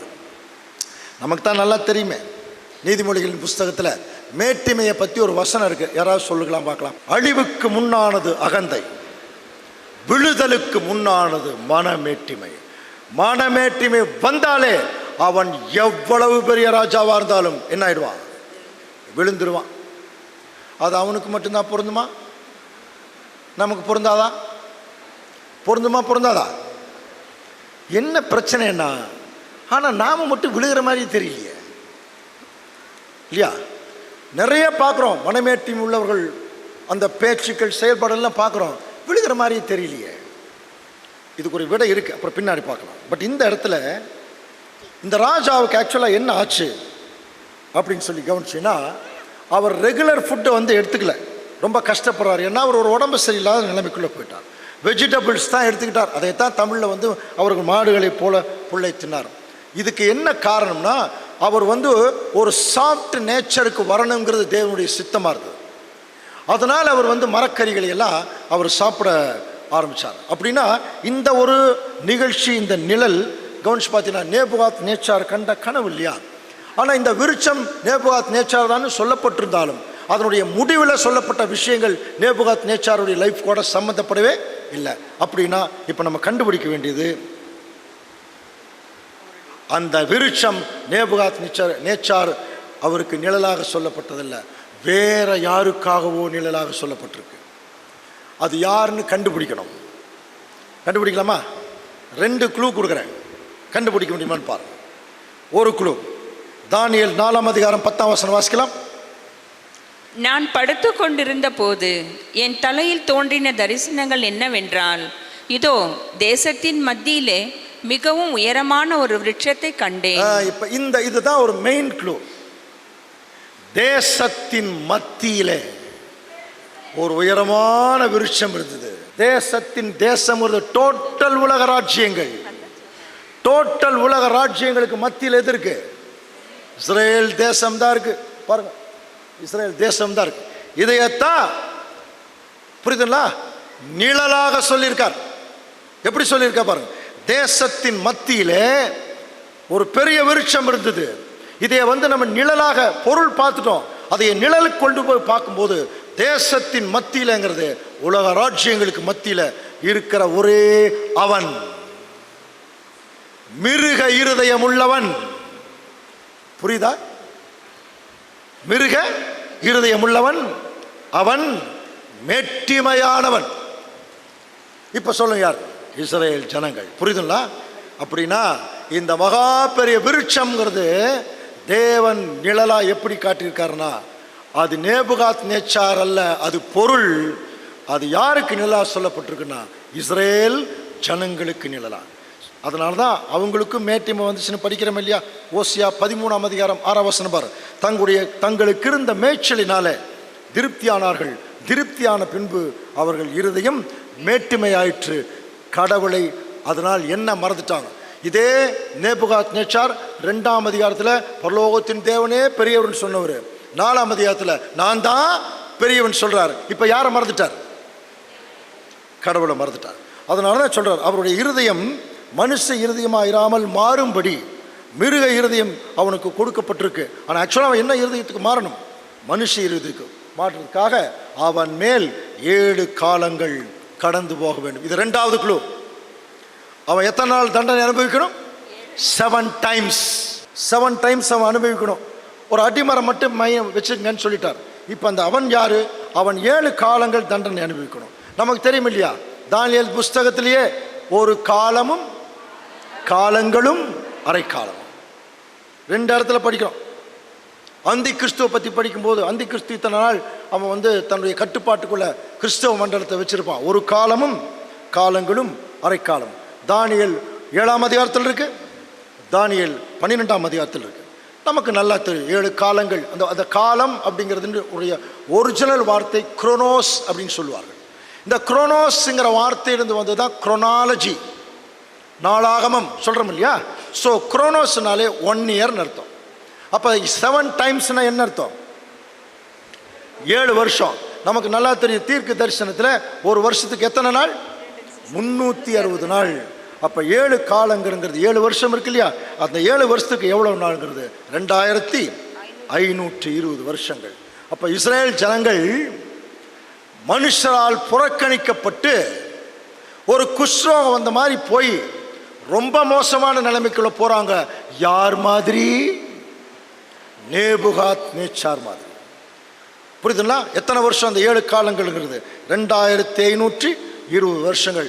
இதுக்கு தேவன் இவர்கள் போவதற்கு முன்பாகவே தீர்க்க தரிசன பிரமாணமா சொன்னார். இவ்விதமாய் நான் உங்களுக்கு செய்தும் இன்னும் நீங்கள் எனக்கு செவி கொடாதிருந்தால் உங்கள் பாவங்களின் நிமித்தம் பின்னும் 7 தணையாக உங்களை தண்டித்து, உங்கள் பாவங்களின் நிமித்தம் உங்களை 7 தணையாய் தண்டிப்பேன். அதே 21ஆம் வசனம், நான் உங்கள் பாவங்களுக்கு தக்கதாக இன்னும் 7 தணையாய் தண்டிப்பேன்.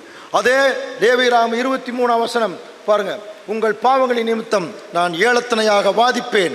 அதே 28ஆம் வசனம் பாருங்க, உங்கள் பாவங்களின் நிமித்தம் உங்களை 7 தணையாய் தண்டிப்பேன். திரும்ப திரும்ப சொல்லிட்டே வர்றாரு. 7 டைம்ஸ் நீ தண்டனைக்குள்ள போயாகணும். ஸோ அன்புக்குரிய சகோதர சகோதரி, இந்த தீர்க்க தரிசனம், இந்த தரிசனத்துடைய பொருள் நேபுகாத் நேச்சார்.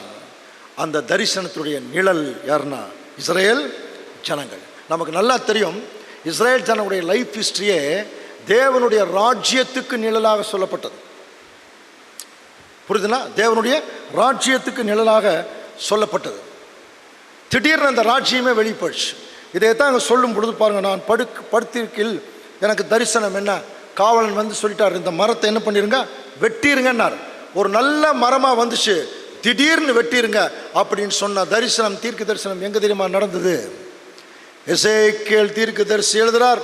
நமக்கு நல்லா தெரிஞ்ச தீர்க்க தரிசனம். இஸ்ரேலை ஆளுகிற துன்மார்க்க அதிபதியே, உன் அக்கிரமத்துக்கு முடிவு காலம் வந்தது, பாகையை கலற்று, உன் கிரீடத்தை எடுத்து போடு. புரியுதுங்களா? அதை கவிழ்ப்பேன் கவிழ்ப்பேன் கவிழ்ப்பேன், உரிமைக்காரரானவர் வர்ற வரைக்கும் இது உனக்கு இருக்கா. எப்படி கம்பேர் பண்ணிட்டார் பாரு. பாபிலோன் ராஜா எல்லாத்துக்கும் மேல டாப்ல போய் நின்று நான் தான் ராஜான்னார். ஒரிஜினலா இஸ்ரேலை ஆளப்போகிற ராஜா எங்கேயாவது டாப்ல அரண்மனையில் இருப்பாருன்னு தேடினா எங்க போய் பிறந்துட்டார்? சாதாரண ஒரு வீட்டுக்குள்ள இருக்கார். ஸோ சாதாரணமாக இருக்கிற ஒருத்தரை நான் மேலே கொண்டு போய் வச்சிருவேன், மேல் இருக்கிறவங்களை கீழே கொண்டு போய் வச்சிருவேன். அதான் அவனுடைய அர்த்தம். ஸோ உரிமைக்காரர் வரும் மட்டும். அப்போது அந்த பாபிலோன் ராஜாவாகிய நேபுகாத் நேச்சார் என்கிற மரம் எப்படி வெட்டப்பட்டதோ அந்த மரம் இஸ்ரேல் ஜனங்களுக்கு ஒப்பனையாக சொல்லப்பட்டதுனால கரெக்டாக செதேக்கியா ராஜாவுடைய காலத்தில் த டோட்டல் கவர்மெண்ட்டை என்ன ஆயிடுச்சுன்னா வெட்டப்பட்டு அவர்கள் சிதறடிக்கப்பட்டாங்க. அங்கிருந்து 7 காலங்கள் அவர்கள் தண்டனைக்குள்ளே போனாங்க. இதெல்லாம் நமக்கு ஏற்கனவே சப்ஜெக்ட் படிச்சிருக்கிறோம், ஞாபகம் இருக்கா? செதேக்கியா ராஜாவுடைய காலம் அது எப்போன்னு சொல்லி கவனிச்சினா 606 பிசி, பிஃபோர் கிரைஸ்ட், கிறிஸ்து பிறப்பதற்கு முன்பாக 606வது வருஷத்தில் செதேக்கியா ராஜா சிறைப்பிடிக்கப்பட்டார். அவன் 3 முறை அவர் அட்டாக் பண்ணதெல்லாம் நமக்கு தெரியும்.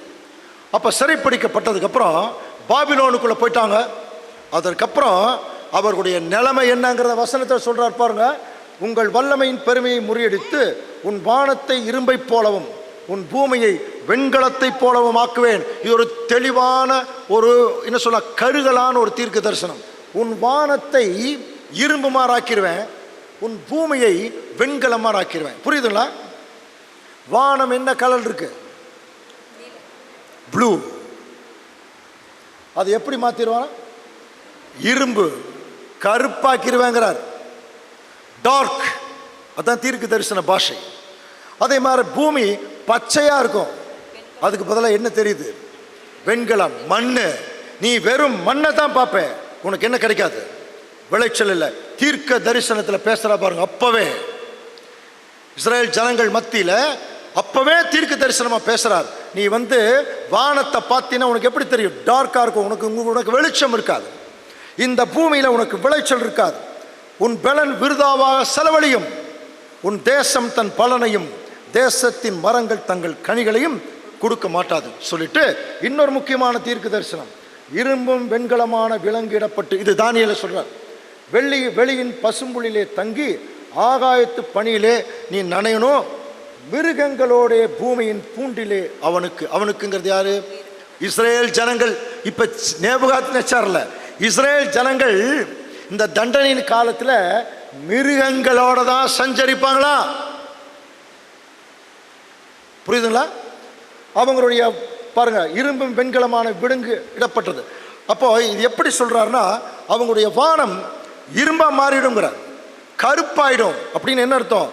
சன்லைட் இருக்காது. அதே மாதிரி பூமி பச்சையா இருக்க வேண்டியது, செழிப்பா இருக்க வேண்டியது, அது மண்ணு மாறாயிடும். நோ கிராஸ், பசுமை இருக்காது. ஸோ டோட்டலாக இவங்களுடைய ஜட்ஜ்மெண்ட் என்னன்னா, இஸ்ரேலுடைய கிளைமேட்டே என்ன ஆயிரும்னா கொஞ்சம் கொஞ்சமாக டார்க் ஆகி இருண்ட காலத்திற்குள்ள அவர்கள் போயிடுவாங்க. இதுதான் தீர்க்க தரிசனம். மரம் வெட்டப்பட்டாச்சு, அந்த மரம் வெட்டப்பட்டு அது வெளியின் மிருக, அந்த மரம் நமக்கு தெரியும். இஸ்ரேல் ஜனங்கள் பாகையை கலற்று உன் கிரீடத்தை எடுத்து போடுன்னு உலக ஜனங்கள் மத்தியில் அவர்கள் என்ன ஆயிட்டாங்க? ஒரு அடிமைகளைப் போல போனாங்க. அவங்களுடைய வானம் இருண்டது. ஏன்னா இவங்க பெரிய மரமாத்தான் இருந்தாங்க, சரியில்லை. என்ன பண்ணார் தெரியுங்களா? சில கிளைகளை முறிச்சு என்ன பண்ணிட்டார்? கீழே தள்ளிட்டார். ரோமரில் படிக்கிறோம் இல்லையா, கிளைகள் முறிஞ்சிச்சு. ஸோ தேவனுடைய திட்டத்தை பற்றி கொஞ்சம் கவனிக்கும் போது, இதே இஸ்ரேல் ஜனங்களை அவர் தன்னுடைய பிள்ளைகளாக தேர்ந்தெடுக்கும் போது அவர் சொல்றார், அவருடைய தவறு உலகத்திற்கு ஐஸ்வர்யமும் அவருடைய குறைவு புறஜாதிகளுக்கு ஐஸ்வர்யமா இருக்க அவருடைய நிறைவு எப்படி இருக்கணும்னு உங்களுக்கு நான் கம்பேர் பண்ணுங்கிறார். இஸ்ரேல் ஜனங்க தப்பு பண்ணதே புறஜாதிகளாகிய நமக்கு என்ன வந்தாச்சு? பரலோக ஆசீர்வாதம் வந்துருச்சு. அவங்க கீழ்ப்படியாம போனதே நமக்கு ஒரு பெரிய பாடம் ஆயிடுச்சு. அடுத்து சொல்றார், ஒருவேளை அவங்க கீழ்ப்படிஞ்சா அவங்கள ரோல் மாடலா வச்சுக்கிட்டு எத்தனை ஜனங்கள் அந்த ஐஸ்வர்யத்துக்குள்ள வருவாங்க. அதை கம்பேர் பண்ணிக்கங்க. ஏன்னா தேவனால் தெரிந்தெடுக்கப்பட்ட இஸ்ரேல் ஜனங்கள், ஆனால் தேவன் அவங்களுக்குள்ள மனமேட்டிமை வந்ததுனால பாருங்க, அவர்களை தள்ளி விடுதல் உலகத்துக்கு ஒப்புரவலாக இருக்க அவரை அங்கீகரித்துக் கொள்ளுதல் எவ்வளவோ அருமையா இருக்குன்னு சொல்றார். அப்போ அன்னைக்கு எப்படி ஒரு வியாதி இன்னும் சொல்ல போனா அந்த ஒரு குஷ்டரோகம் இருக்கு இல்லையா, அது எதற்கொப்பாக பைபிள் சொல்லுது? நாகமானின் 7 முழுக்கு சப்ஜெக்ட் பார்த்துருக்கோம் இல்லையா, என்னது? பாவம். ஸோ அந்த பாவ குஷ்டம் அவங்களுக்குள்ள வந்ததுனால இப்போ பாருங்க, அவங்க வெளியின் மிருகங்களைப் போல எப்படி நேபுகாத்நேச்சார் புல்லை சாப்பிட்டாரோ அதே மாதிரி இஸ்ரேல் ஜனங்களும் புல்லுகளுக்குள்ள தங்களுடைய வாழ்க்கையை அமைச்சுக்கொள்ள வேண்டியதாக இருக்கு. அப்படின்னா இந்த புல் எதை குறிக்குது? வசனம் பார்க்கலாம். மாம்சமெல்லாம் புல்லை போலவும் அதன் மேன்மையெல்லாம் வெளியின் பூவை போலும் இருக்கிறது. கர்த்தரின் ஆவி அதன் மேல் ஊதும், புல் உளிர்ந்தது, பூ உதிரும், ஜனமே புல்லுன்னு சொல்லிட்டார். ஸோ இவர்கள் தனியாக, the peculiar people in the world, தனியாக ஒரு அரசாங்கமாக இருந்தவங்க சிதறடிக்கப்பட்டு உலக ஜனங்களுக்குள்ளே போய் என்ன ஆயிட்டாங்கன்னா அவங்களுடைய பாரம்பரியங்கள், சடங்காச்சாரங்கள், அவங்களுடைய தேவர்கள் எல்லாத்தையும் சாப்பிட ஆரம்பித்தாங்க. அதுதான் அவர்கள் புல்லை சாப்பிட்ற மாதிரி. அதனால தான் அவர் என்ன சொல்கிறாருன்னா, மிருகங்களோட பூமியிலே அவனுக்கு பங்கு இருக்க கடவுள். அந்த அவன் சொன்னார் இல்லையா, அவங்க மிருகங்களோட தான் அவனுக்கு ரொம்ப அட்டாச்மெண்ட் ஆயிடுச்சுங்கிறார். மிருகங்கள் அதனுடைய நிழலில் வந்துச்சுன்னு பார்க்குறோம் இல்லையா. இப்போ நமக்கே தெரியும், பாபிலோன் கவர்மெண்ட்டுக்குள்ளே போனாங்க இல்லையா, கவனிங்க, அதை எந்த மிருகத்துக்கு ஒப்பிட்டு பைபிள் சொல்லுது?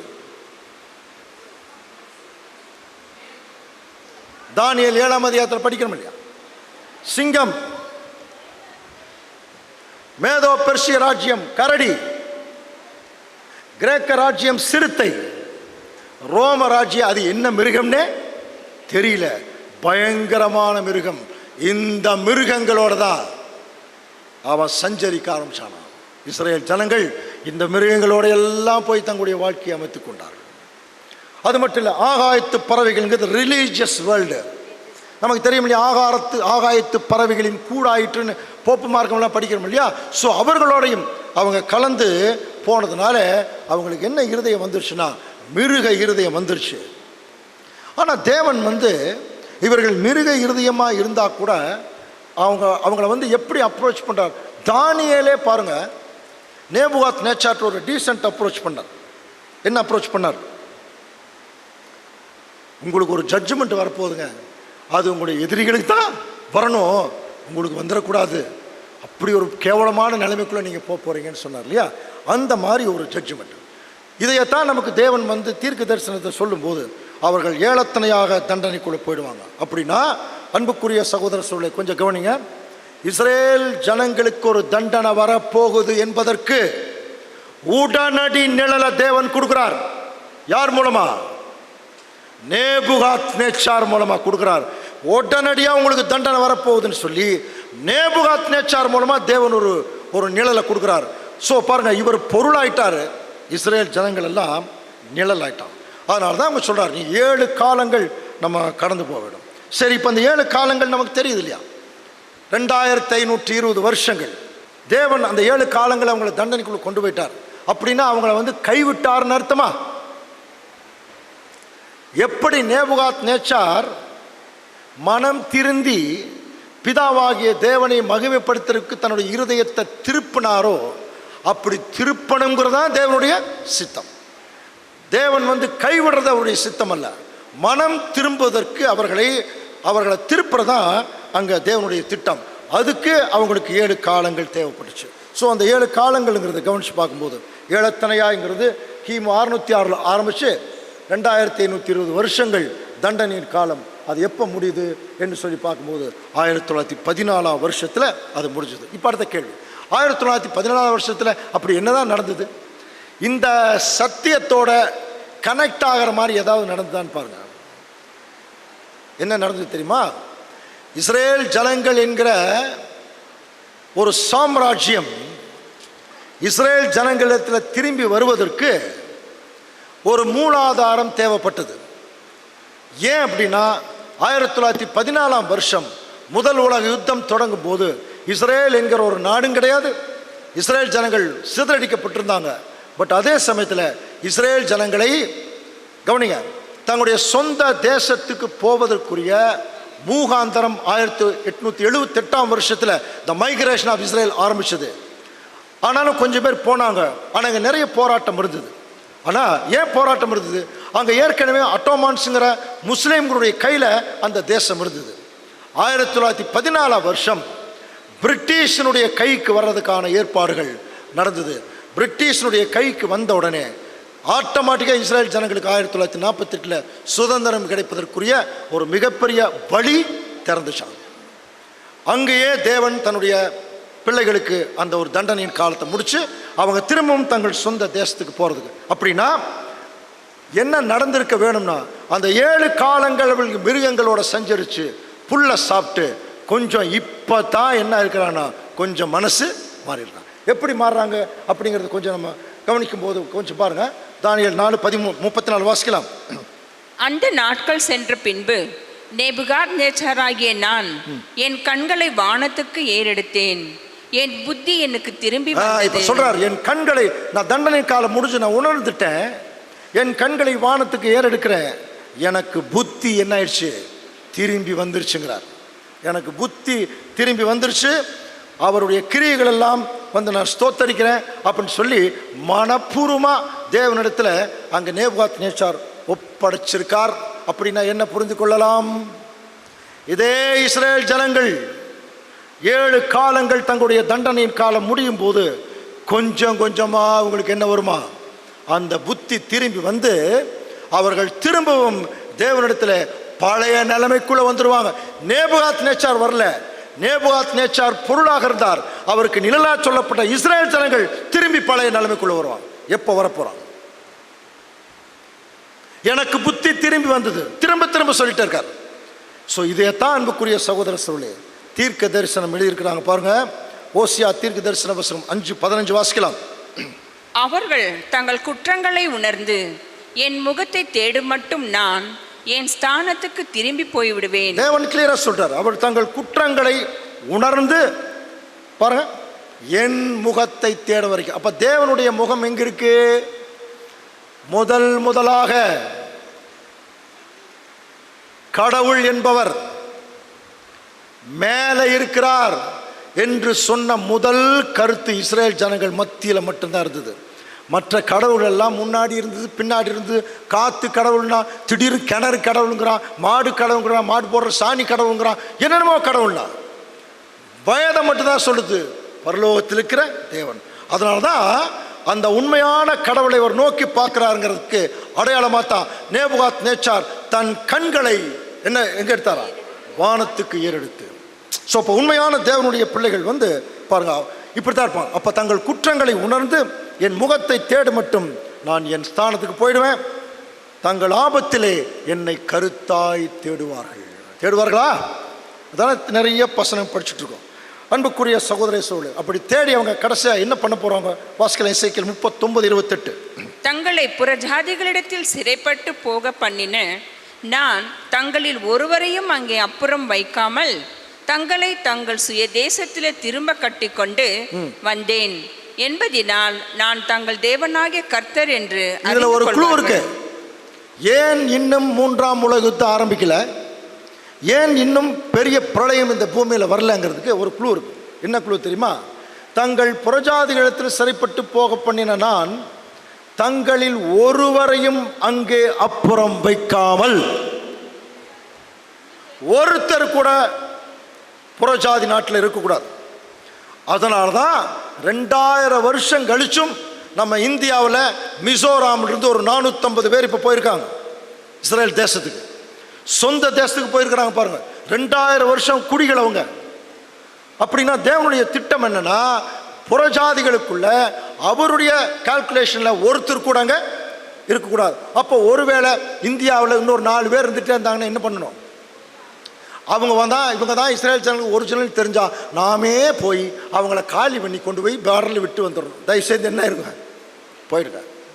சீக்கிரம் அந்த உலகத்துக்கு ஒரு முடிவு வரணும். அந்த அர்த்தம் நம்ம நல்லா புரிஞ்சுக்கலாம். ஒருத்தர் கூட இருக்கக்கூடாது, எல்லாருமே போயிடணுமா. அதனால தான் இன்னைக்கும் அது நீண்டுட்டு இருக்கு. 2 விஷயம் நடக்குது.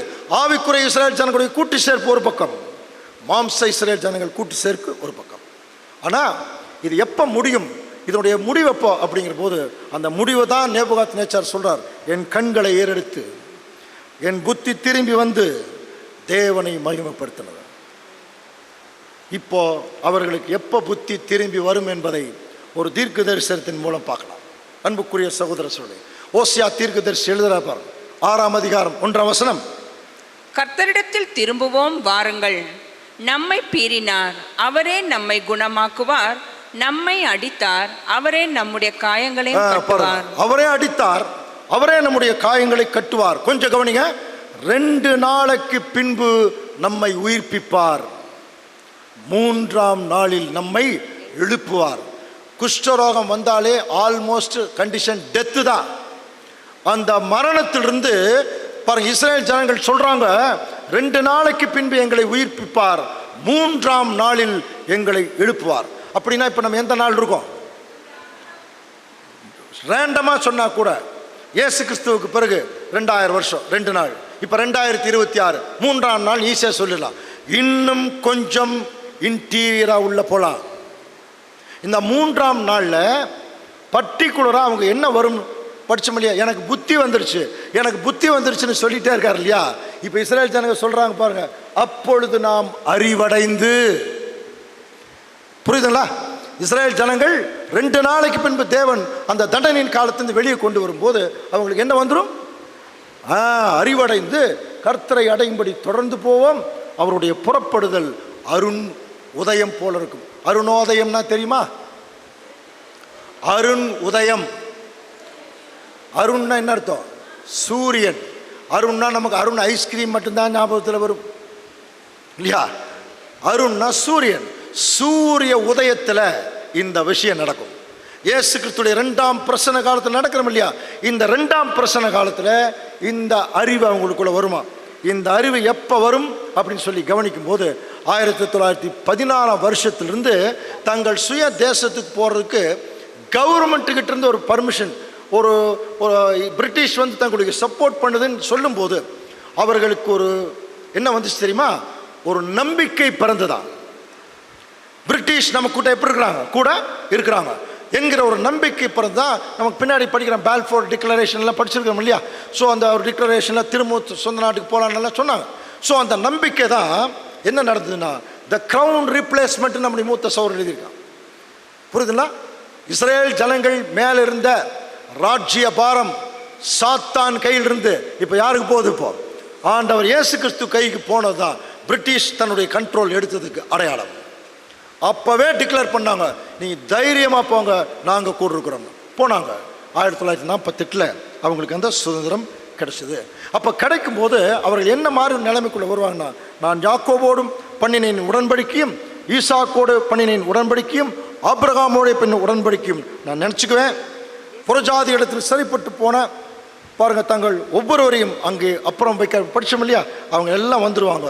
அப்படின்னா எப்போ அவர்கள் உண்மையா தேவனை தேடக்கூடிய காலம். அதுதான் தீர்க்க தரிசனம். 2 நாளைக்கு பின்புன்னு சொல்லப்பட்டிருக்கு இல்லையா? இதை கொஞ்சம் இன்டீரியரா போனா ஒரு கால கணக்கு இருக்கு. அதை வந்து நம்ம எச்சரிப்பாக எடுத்துக்கலாம். அது நடக்குதோ நடக்கலையோ அது வேற விஷயம். பட் இந்த கால கணக்கு நாம் எச்சரிக்கை கொண்டு கூடிய கால கணக்கு. என்ன தெரியுமா? ஆண்டவர் இயேசு கிறிஸ்துவை பற்றி படிக்கிறோம். கோழி தன் குஞ்சுகளை கூட்டி சேர்த்து கொள்ளும் வண்ணமாக படிச்சோம் இல்லையா? அப்ப இஸ்ரேல் ஜனங்கள் என்கிற குஞ்சுகளுக்கு கோழி யாரு? கிறிஸ்து தாய். அந்த தாயை கொன்னுட்டா குஞ்சுகள் எல்லாம் என்ன ஆயிடும்? சிதறடிக்க ஆரம்பிச்சிடும். தாய் எப்ப கொல்லப்பட்டதுன்னா கிபி 33 வருஷத்துல தாயை செத்துருச்சு. இப்ப என்ன சொல்றாரு? தாயை செத்து எல்லா குஞ்சுகளும் சிதறடிக்கப்படும் போது 2000 வருஷம் 2 நாளைக்கு பின்புன்னு படிக்கிறோம் இல்லையா? அப்போ கிபி 33 இருந்து 2000 வருஷத்தை நாம வந்து கால்குலேட் பண்ணோம்னா இது என்ன வருது? 2033. இப்ப நம்ம எத்தனை வருஷத்துல இருக்கோம்? 2026 இருக்கோம். இன்னும் எத்தனை வருஷம் இருக்கு? கட்டாயமா இந்த வருஷங்களுக்குள்ள அவங்களுக்கு என்ன வந்துடும்? அவேர்னஸ் வந்துடும். ஒருவேளை இந்த கால கணக்கு சரியா இருந்தா 3ஆம் உலக யுத்தம் அதுக்கு பின்னாடி ஸ்டார்ட் ஆயிடும். அதுக்கப்புறம் மீட்டிங் வைக்க வேண்டியதில்லை. புரியுதுங்களா? இவைகள் எல்லாம் நமக்கு எச்சரிப்பு உண்டாக்கும்படி தேவன் வந்து வச்சிருக்கிறதுனால அன்புக்குரிய சகோதரருடைய தீர்க்க தரிசனத்தை என்னவா எண்ணாதீர்கள், அற்பமா எண்ணிராதீங்க. இதெல்லாம் சூசகமாக தேவனுடைய பிள்ளைகளுக்கு தேவன் கொடுக்கிற எச்சரிப்புகள். சில காலக்கணக்கின் மூலம், சில தீர்க்க தரிசனங்களின் மூலம் தேவன் கிளியரா சொல்றார். இப்போ நடக்கக்கூடிய நிகழ்ச்சிகளை இப்போ 2026 அப்படியே அப்ரோச் போக 27, 28 இப்போதான் பிரச்சனை ஆரம்பிச்சிருக்கு. ஈரான் பிரச்சனை அப்படியே அடுத்து 29 பெரிய பிரச்சனை வரலாம். 30, 31, 32 அப்படியே டெவலப் ஆகும்போது ஒருவேளை இந்த காலக்கணக்கு சரியா இருந்ததுன்னா இன்னும் நம்முடைய வாழ்நாளில் நமக்கு எவ்வளவுதான் நாட்கள் இருக்கு நாம திருந்துறதுக்கு. இப்போ நீங்க எப்படி பிளான் பண்றீங்கன்னு சொல்லட்டுமா? 33. அப்போ இன்னும் 9 வருஷம் இருக்கு. அதனால் ஆண்டவரே நாங்கள் ஒன்று பண்ணுறோம், ஒரு 6-7 வருஷம் ஏற்கனவே ரொம்ப குடும்ப பிரச்சனை, பொருளாதார பிரச்சனை, அந்த பிரச்சனை இந்த பிரச்சனை, இப்போ தான் கொஞ்சம் ரிலீஃப் ஆகிருக்கிறோம். ஒரு 2-3 வருஷம் ஃப்ரீயாக இருந்துட்டு அப்புறம் நீங்கள் என்ன பண்ணுங்க, போயிட்டு வாங்க, ஒரு 5 வருஷம் கழிச்சு வாங்க, அப்புறம் நம்ம எல்லாம் சேர்ந்து எங்கே போகலாம், பரலோகத்துக்கு போயிடலாம். அப்படியெல்லாம் பைபிள் சொல்லுது, நீங்கள் நினையாத நேரத்தில் அந்த நாள் உங்கள் மேலே வந்துருங்கிறார். அது பூமி அனைத்தின் மேலும் ஒரு கன்னி மாதிரி. இப்போ நீங்கள் எப்படி புரிஞ்சுக்கணும்னா 2033 புரிஞ்சுக்கூடாது, எப்போ வேணாலும் இந்த பூமிக்கு என்ன வந்துடும், கன்னி வந்துடும். என்ன பிரதர் இப்படியும் சொல்கிறீங்க அப்படியும் சொல்கிறீங்க, நாங்கள் அப்படித்தான் சொல்லுவோம். உலகத்துக்கு ஒரு முடிவு வச்சிருக்கு தீர்க்க தரிசனம், நம்ம இண்டிவிஜுவலாக ஒரு முடிவு இருக்கு இல்லையா. ஒருவேளை நான் நல்லபடியாக இருக்கேன், தேவனுக்கு பிரியமாக இருந்தேன்னா கிறிஸ்துவோட நான் போயிடுவேன்.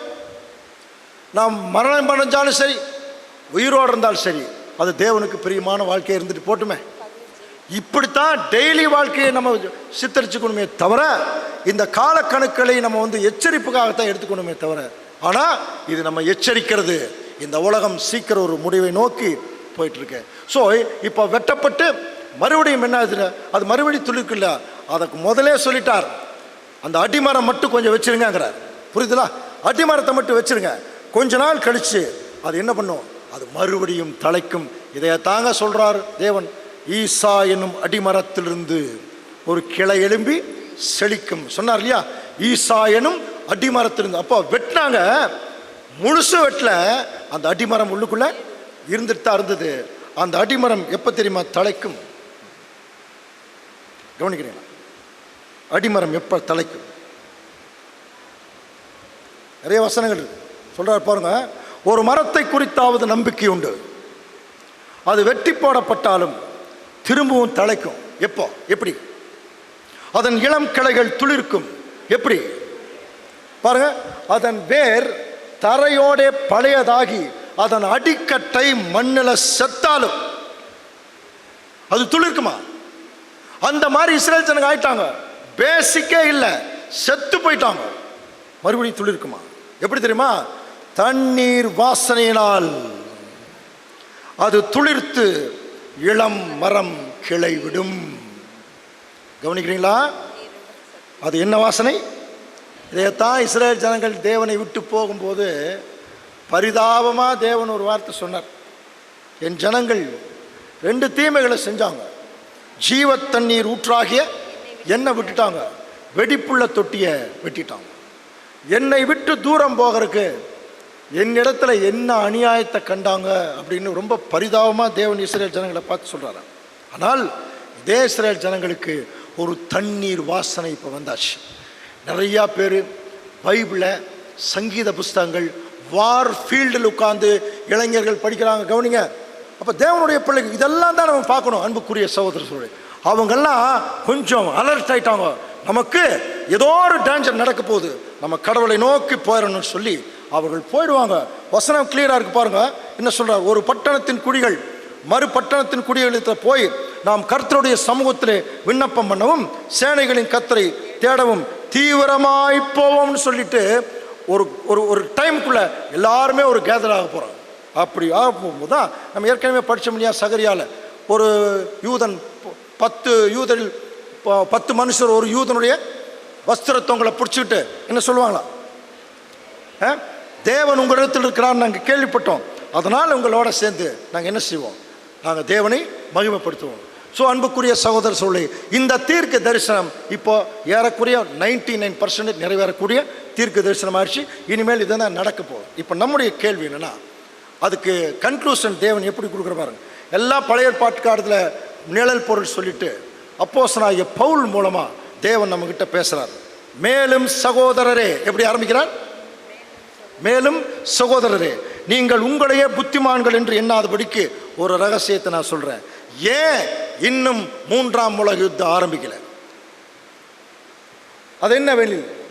புறஜாதியாருடைய நிறை உண்டாகும் வரைக்கும் இஸ்ரேலிலே ஒரு பங்கு இன்னமும் கொஞ்சம் பார்க்காம கடினமாக இருக்கிறாங்கன்னா என்ன அர்த்தம்? புறஜாதிகளுடைய நிறைவு. புரியுதுங்களா? 144,000 பேருடைய நிறைவு அது இப்போ புறஜாதிகள் தானே வந்திருக்கு. இஸ்ரேல் ஜனங்களுக்கு ரொம்ப நாளைக்கு முன்னாடியே செலெக்ஷன் முடிஞ்சுது. இந்த புறஜாதிகளுடைய நிறைவு உண்டாகிற வரைக்கும் இஸ்ரேலில் ஒரு பங்கு கடினமாக இருக்கும். ஆனால் ஒரு விஷயம் நல்லா ஞாபகத்தில் வச்சுக்கலாம், இந்த பிரகாரம் இஸ்ரேலர் எல்லாரும் ரட்சிக்கப்படுவார்கள், திரும்பவும் தங்களுடைய சொந்த நிலைமைக்கு வந்து விடுவார்கள். அது கிளியர். மீட்கிறவர் சியோனிலிருந்து வந்து அவங்க மத்தியில் அவபக்தியை நீக்கிடுவார். அப்போ நான் அவர்கள் பாவங்களை நீக்கும் போது இதுவே நான் அவங்களோட உடன்படிக்கப்பட்டேன். ஓகே, இப்போ இந்த ஒரு தீர்க்க தரிசனத்தில் நமக்கு என்ன லெசன்? அது ரொம்ப முக்கியம் இல்லையா? என்ன லெசன் தெரியுமா? நெத்தியில கொட்டு வச்ச மாதிரி என்ன சொல்றார் பாருங்க. சில கிளைகள் முறித்து போடப்பட்டிருக்க.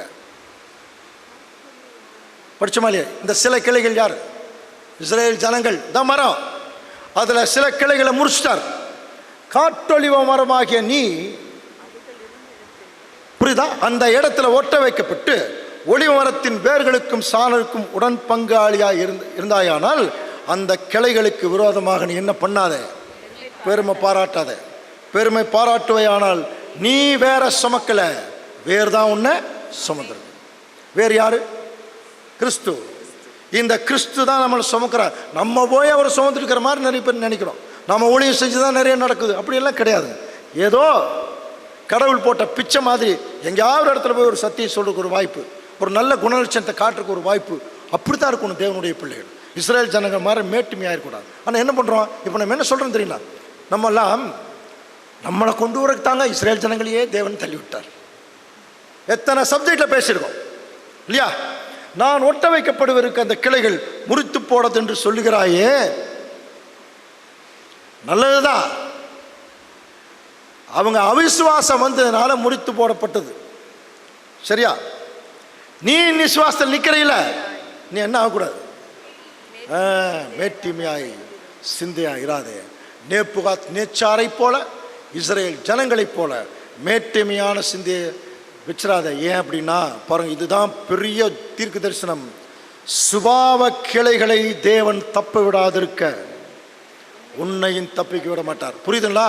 ஒரு ஜன்னலையே நான் வெட்டியிருக்கேன், நீ டூப்ளிகேட்டு, ஒட்ட வைக்கப்பட்டிருக்க, நீ ஜெராக்ஸ், நீ ஒரிஜினல் மாதிரி நினைச்சிட்டு இருக்கிறியா? நிறைய பேருக்கு அந்த மாதிரி பெருமை வந்துருச்சு. சத்தியத்தில் நிறைய தெரிஞ்சிட்டோம்.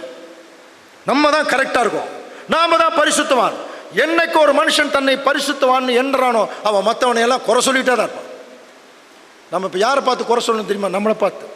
மூத்த சகோதரர் ஒருத்தரை நீங்கள் பார்த்தீங்கன்னா அவனுடைய உள்ளுக்குள்ளே என்ன இருக்குன்னு நமக்கு தெரியாது. வெளியே பார்த்துட்டா வெளியே பார்க்குறோம். அப்போ ஜட்ஜ்மெண்ட் எப்படி பண்ண முடியும்? வெளியே பார்த்து ஜட்ஜ்மெண்ட் பண்ண முடியுமா? மனுஷன் முகத்தை பார்க்கிறான், தேவன் இருதயத்தை. அப்போ உள்ளுக்குள்ளே என்னன்னு தெரியாமல் ஜட்ஜ்மெண்ட் கொடுக்க முடியாது. ஆனால் நம்மளே நம்ம பார்த்தோம்னா நம்ம வெளியும் தெரியும், உள்ளேயும் தெரியும். உள்ளேயும் தெரியும் இல்லையா? அப்போ அப்படியெல்லாம் இருக்கும்போது நாம் ஒரு தடவை நம்ம கண்ணாடியில் ஒரு தடவை இப்படி பார்த்தோம்னாலே நம்முடைய லட்சணம் என்னன்னு தெரியும். அப்போது நம்முடைய லட்சணத்தை தேவனுக்கேற்ற அந்த ஒரு சாயலாக, கிறிஸ்துவுக்கேற்ற சாயலாக மாற்றணும்.